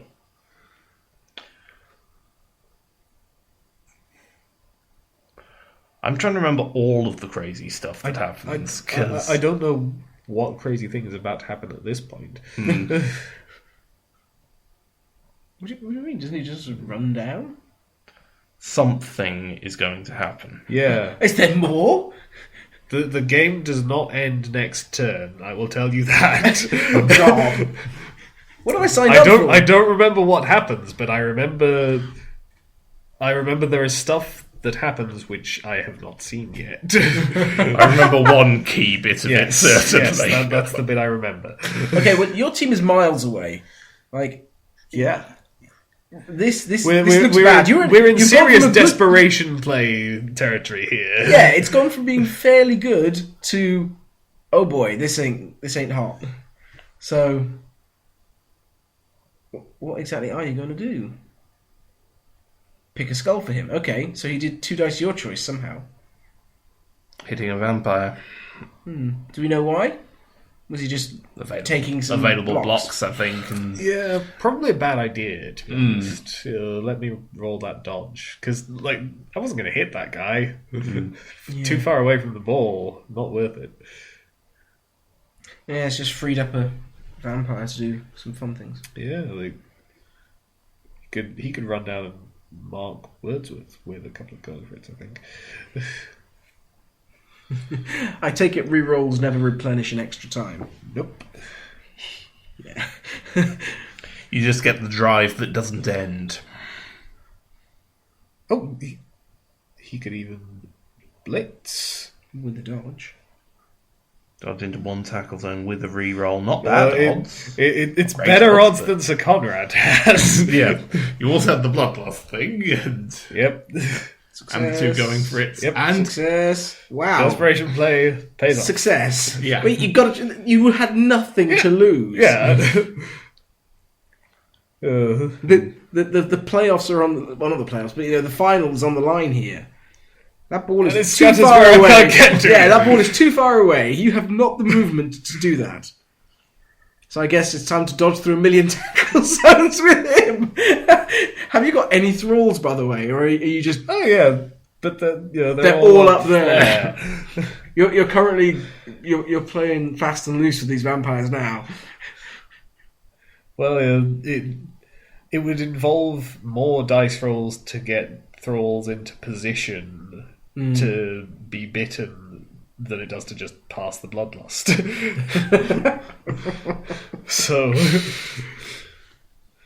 So these vampires are just they're trusting to the fates. They're trying a new diet.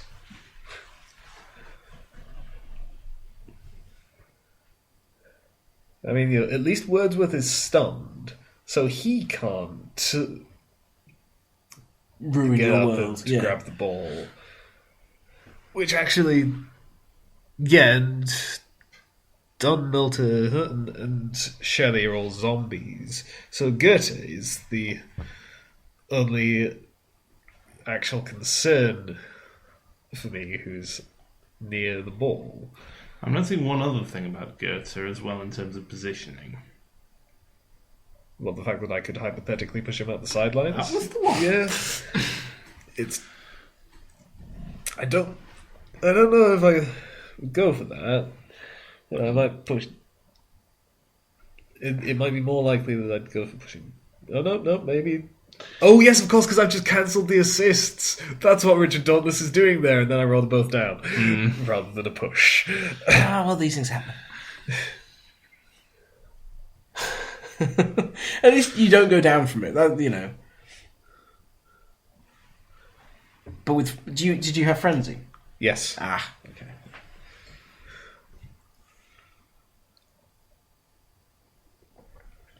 Yeah, so that would possibly have put things kind of back in my favour. because it would mean he'd have more players near the ball, but not ones who could actually pick it up. What are the agility on the guys who were there? 2. Except for 3 on Goethe. The other thing is, of course, you'd And still they're be also marking only all the movement 4. zombies, so you're trying to get them to go anywhere. Yeah, I suppose. The dodge plus the pickup between them, something's going to fail, isn't it? Well, you'd hope. Yeah. Actually, for that matter, without going for it, Dunn could get there. And with going for it, and Shelley as well. With going for it, Milton could also get there. But yeah, Goethe is concerned. Honey has Blodge as well. The good bit is that he doesn't have the So I remember that more Strength crazy roll. stuff happens. So I'm going to guess that he fails the pickup. Oh, he tries it, does he? I don't remember, but I'm going to guess that he fails the pickup, and possibly it scatters into the crowd. That seems like a thing that might happen at this point. Out of Going nowhere! for it with Mummy. no, try he's- and make he's certain amount of blitzing sense the- trying to take out Sir Yeah. Jasper. On the plus side, it's Sir Jasper who has Blodge, so Here we go. Oh, failed. Reroll. failed and It's yes, the crowd. I was right. yes, Now, yes. where does it go? Okay, it's still not very safe.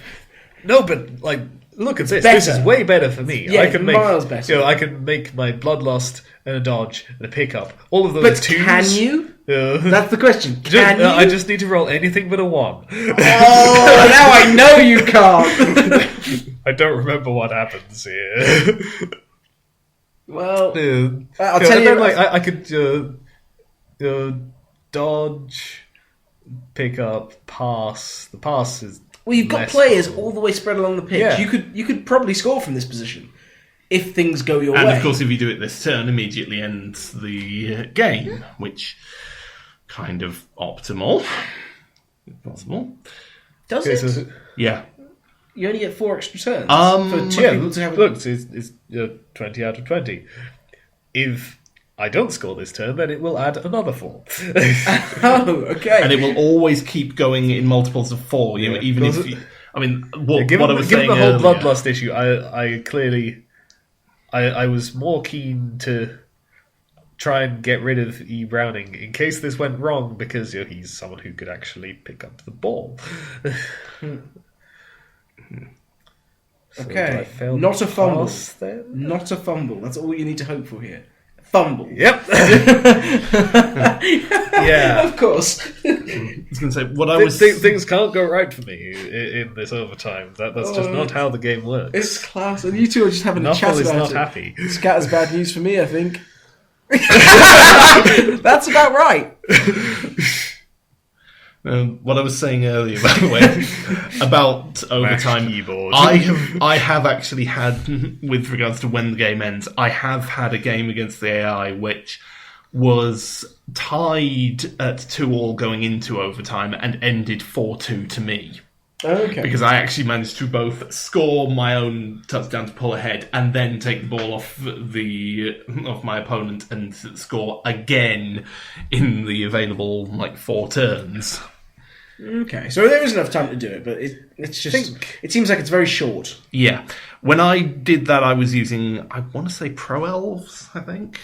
So, I think it certainly might enough be to this something. next turn that the crazy thing happens. I think, based on You positioning... mean crazier you are than everything that's right. already happened? Yes. Yes. Yes. Very yes. Okay, I better pay attention then, I guess.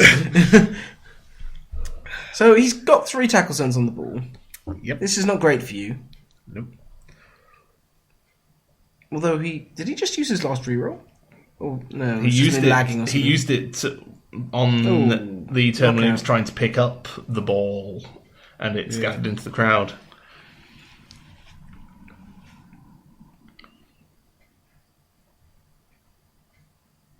Okay, some shoving going on. Is Yeah, he trying to surf somebody? I think he is. Oh dear.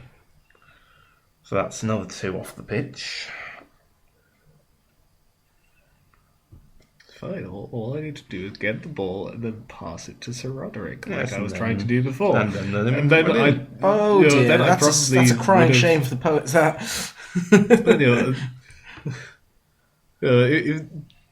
It is pretty much like if I had just not fumbled that pass, I quite possibly would have then won the game. Yeah, well, it would 'Cause have been. it would have been up where all my players are rather than down where all his are. Yeah.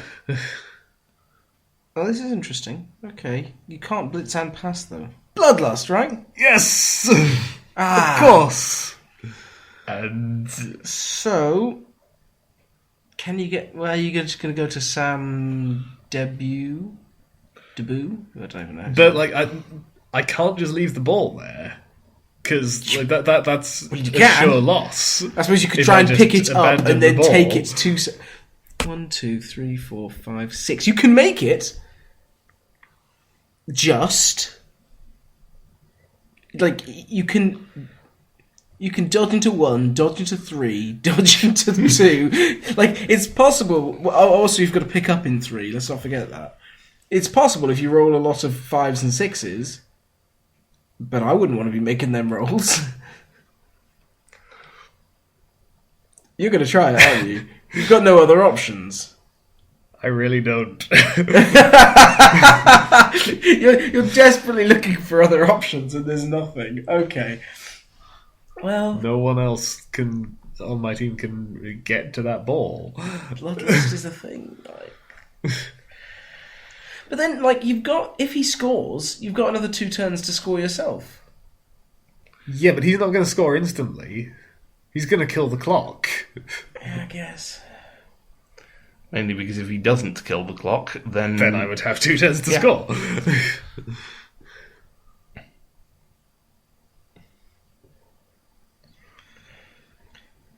You're pushing it to the limit on your movement. Okay. Right. Does this work is the question. Checking how Bloodlust even works. Oh. Not sure. I'm not sure what you were trying to Well, check there. No. Like, Because like, obviously going the safest route, yeah, that's fine. So you've got to dodge into 2, dodge into 1, dodge into 2, dodge into none. Success, success, success, success, success! Yeah. With the ball, bite a thrall. That is badass. Well done. Yeah. What did you roll for all that? You had to use a dodge reroll at one point. Yeah. Well, you rolled a lot. Very nice. Yes. That should not have worked. downside involves an unconscious thrall. Yeah, what did I roll? 4, 5, 5, 3, dodge reroll, 4, 4, 6, 6. Including the 2 going for it as well, of course.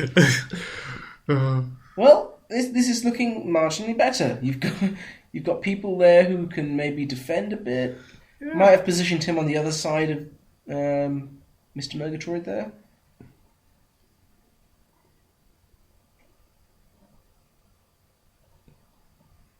Maybe move Stephen. I don't know. Maybe Stephen can be scoring or something. Yeah, I probably should have put Sir Roderick on the other side. Because That'll try to I'm wanting hypnotise Wordsworth if you're going to be there. That's what I was thinking. You didn't Well, do. no, I'm just thinking like if I was then going to put Sir Mervyn on the other side, but then like having found, I succeeded on that bloodlust roll. I should have then put Sir Roderick on the side that didn't have a thrall. Yeah, that makes sense. Of course, speaking of thralls, you are rapidly running out of them. Yes, but the 2 that I have are with the ball carrier. I'm ready and set up for this.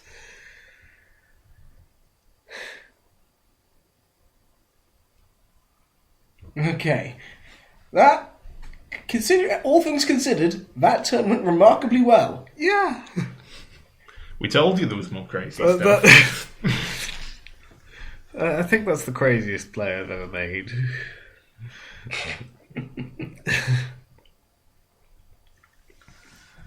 The question becomes, like, what's he going to do? I mean, obviously, you are barely caged. Yeah. I don't think it's isn't secure the enough. hands of a blodging Strength vampire. So Yeah, I don't think it's secure enough to be called a cage, but it's not the easiest thing to penetrate. There's problems involved. Yeah. Okay, And so he's marked your it's, receivers a little bit. Yeah, and of course, this is then the sort of point where I'm thinking, damn it, why are you good at this game? Because a lot of players probably would have just gone straight for, okay, let's blitz the ball carrier, and then I'd probably do that. they might well have rolled skulls, and then I'd just go la la la la la, I win the game now. Yeah, that's me. Yeah. I might well have done that. I always like to get to the things that are... doing his careful positioning first. Yeah, even though it's turn 22 or 21 or whatever it is, he's Yeah. still concentrating on the game. Yeah, I think by this long into the game, fatigue, like brain fatigue, would have set in for me, and I'd just be and doing stupid stuff, forcing me to dodge crazy. again. What? Can you even get out of that? Technically, in you've theory, had hours. But yeah, my guess- best route out of there is blocked by my own stunned teammate. Yeah, that's quite clever. I like that. You could always blitz your way out through zombie Shelly. Yeah, that would also work. But If you can cancel look at some all those assists. assists. Yeah. If you can cancel All of some those assists. ones with guard as well. So I see. So it's not really going to work very well. yep. What about if you, block with Mad How? I don't know how many assists. Actually, Mad How could take out Shelley yeah, because exactly. Sir Jasper has guard at this point. So Yeah. that might be about the best play. But nope, I'm going for... Or maybe I'm not. This takes a lot of thought. Ooh, I have a 1 dice. It's better than a 2 red.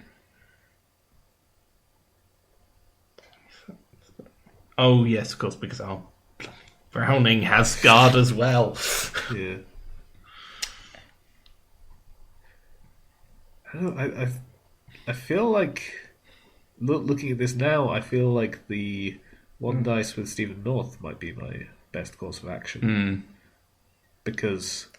Chain push into... I push Sir Jasper into Shelley, and then he can just dodge out. Yes. And you'll probably fail his bloodlust. It gets him further towards the goal.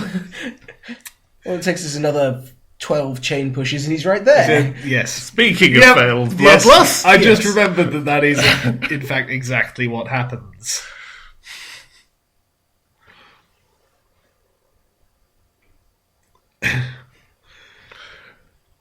on the plus side, you can dodge out. On the downside, you can't go any further. Yeah. It's just gutting. I think this is among the many things that's very wrong with the overtime rules like this, because it's certainly credit to Shishnafni for pushing Bracken debut off the pitch, because otherwise that would be another Thrall who could be further up the pitch, and Sir Jasper could be making headway, going further up the pitch. But right now he's just having to munch down on Mr. Howe. Yeah.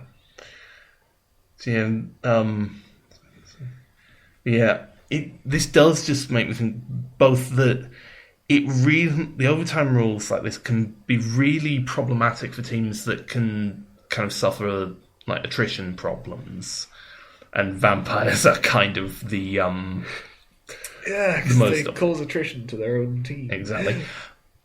And equally, the kind of fatigue aspect as well. I think I've found this sometimes in watching games that went into kind of extended overtime, as for instance this one. I was going to say, I signed up for 16 turns. I'm currently working on my 23rd. I'm wanting overtime pay for this. My insights do not come cheap. I'll pay you double what I promised you. But wait.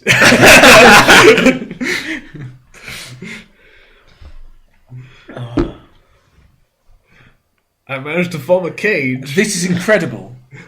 I managed to form a cage. This is a full cage.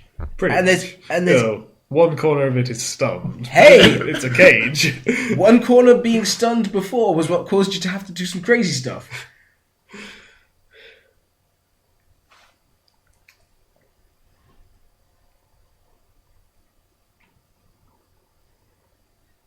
Could be worse. Could be a ball carrier. Now, all he has to do really is close up that gap in the middle, and then your life is a lot harder. So, really, I want to see that gap closing.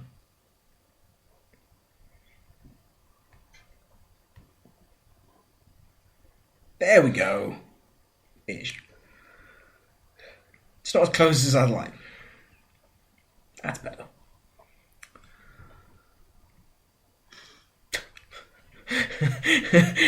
It is the anti-cage. He's caged one of your vampires for you. Yeah.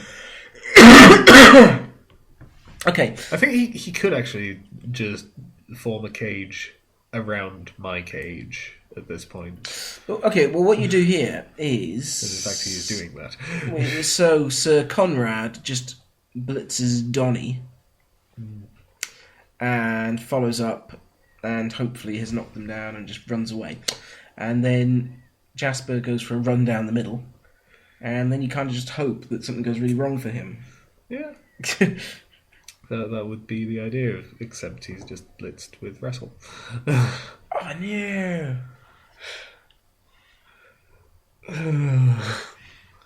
This bit I'd completely forgotten. And, oh, right, yeah. Oh, wow. And yeah. now I'm screwed.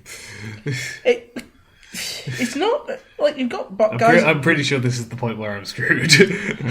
But okay, we got. Seems familiar. I was going to say you had There we go. an easy out just there with your downed players. Yeah, I think he noticed that. But that's not so easy anymore.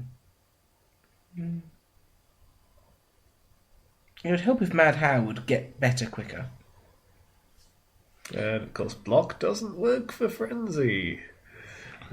Because obviously the plan there was to frenzy into a position where Sir Conrad would be marking Wordsworth. Not to mention the second hit would be easier.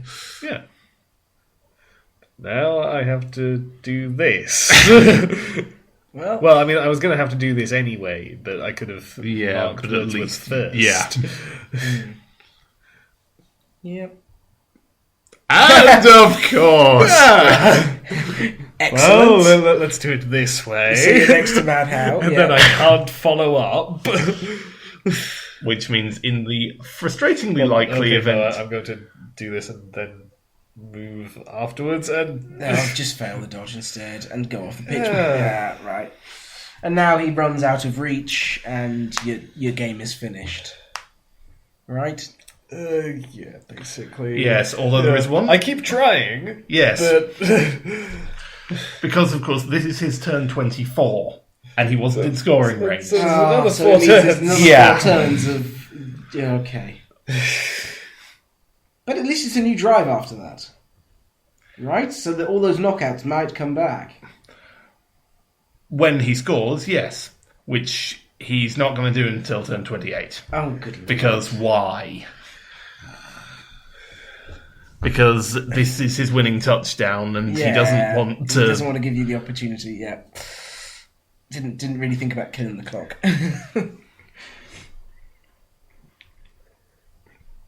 And there's another knockout to be added to that list. You just have no one left now. It is at least on the plus side. It is only knockouts he possible still has- because that would have been a casualty, and there've been a few others. 11 as well. players on the pitch. And you've fast been dwindling. No, I actually kind of find these last couple of moves a bit weird because I'd just it's leave now him harrying all those guys. It's easier now for my guys to get up and dodge away. Although I suppose they're replaced.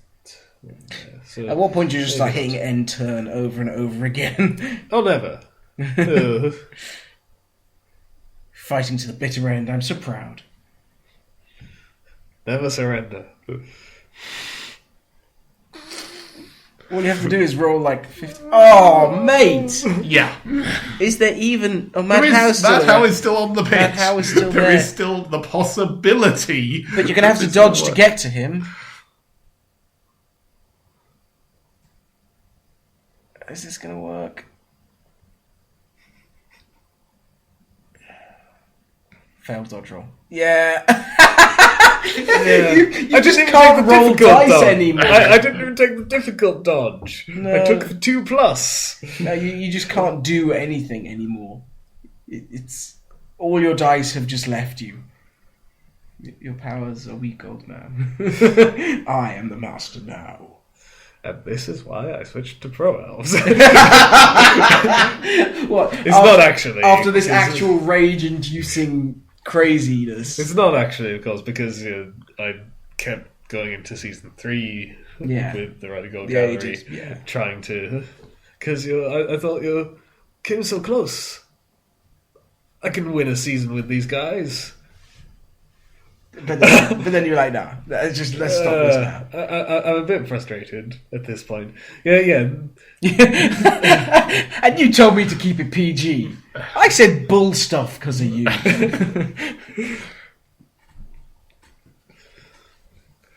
Well, is this because Because he's he's stopped? killing the clock. Because I think I had the thought of, well, maybe at least if he scores, I could still equalise and drag this on for even longer. And I'll get my knockouts back, maybe. Oh dear. Well, that is a very impressive gauntlet your players would have to run through. On the plus side, he's not fouling them. I suppose there's nothing to achieve by fouling them, except getting them off the pitch. In which case, maybe he should try and foul them.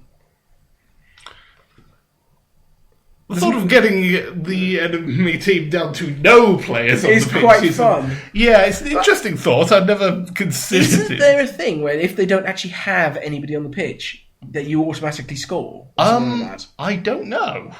I have never seen it happen. I think so there is technically something about that in the rule book. But given I how don't the rules have remember been it exactly, interpreted yeah. by Cyanide, yeah. It's... And it's now there pretty are no difficult thralls to left. find out. So now there are no thralls. Does that mean if anybody bloodlusts, they just instantly leave the pitch, or do they get Well, their no. turn and then they leave the They'll pitch? get You their can turn. still take your action.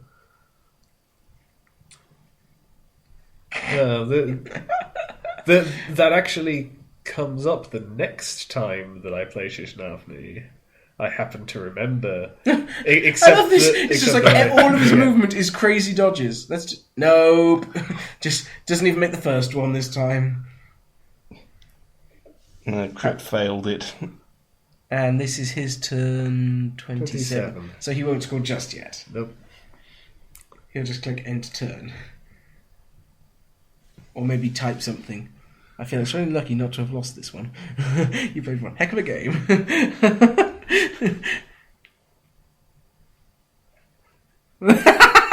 I'm afraid of what will happen if you have time after I score. Oh.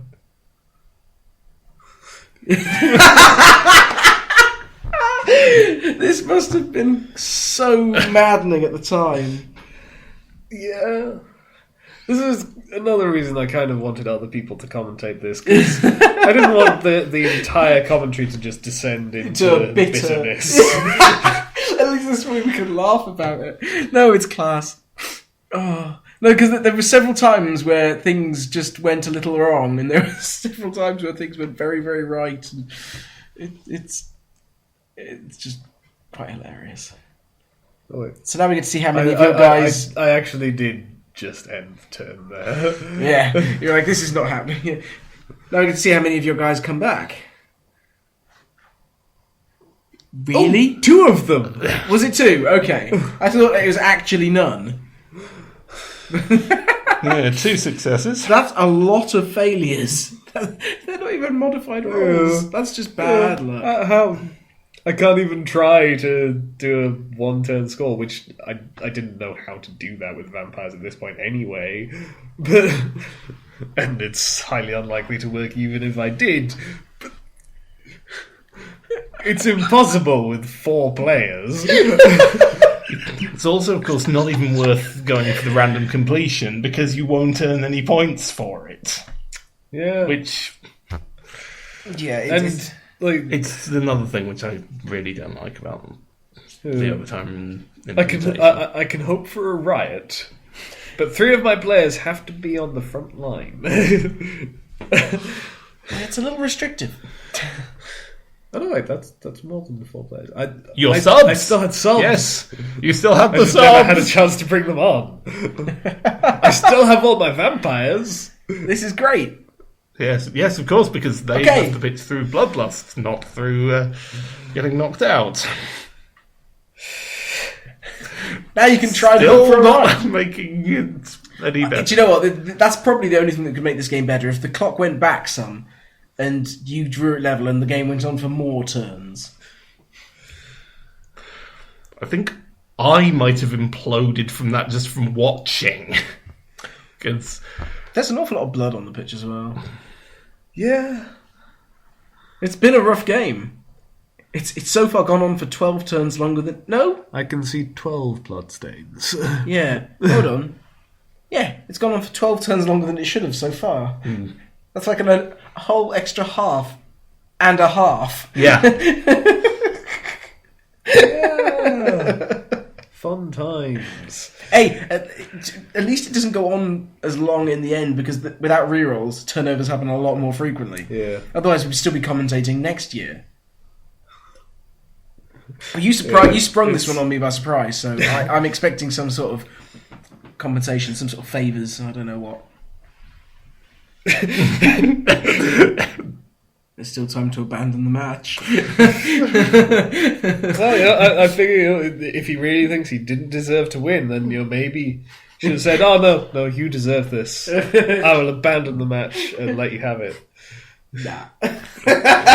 one thing is, of course, to be fair to Shishnafne, he has done very well. It is also very much a demonstration of how one small thing can make such a difference as well. I'm still, I think, going to make the random completion, even though it's no points. I don't think I knew that it was no star player points. I knew about the knockout thing.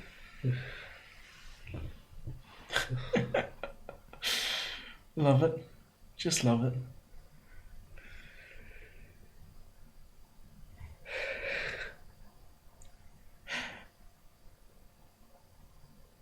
But look at it, right? This is a real, playoff match. Yeah. Two big teams hitting it out. It came down to a very tight wire. Oh, shut up about your mummy. You won.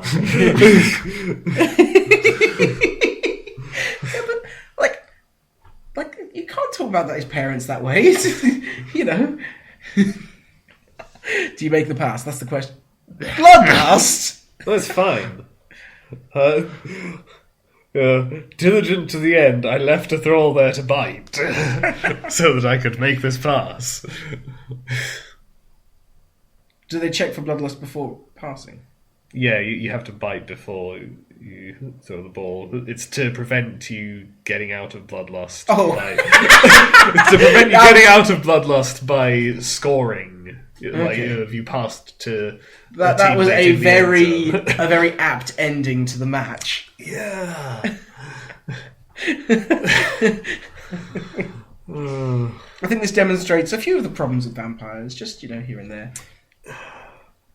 But no, I think it develops a few of the problems with rolling terrible dice.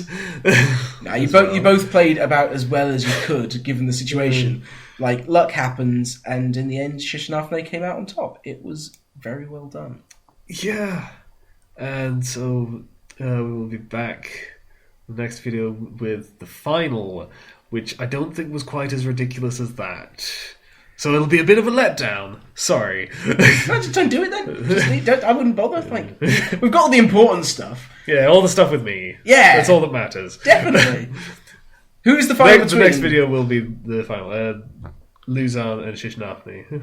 Oh, this is some elves in that one. I can support elves. Okay. Goodbye. See you in the next one.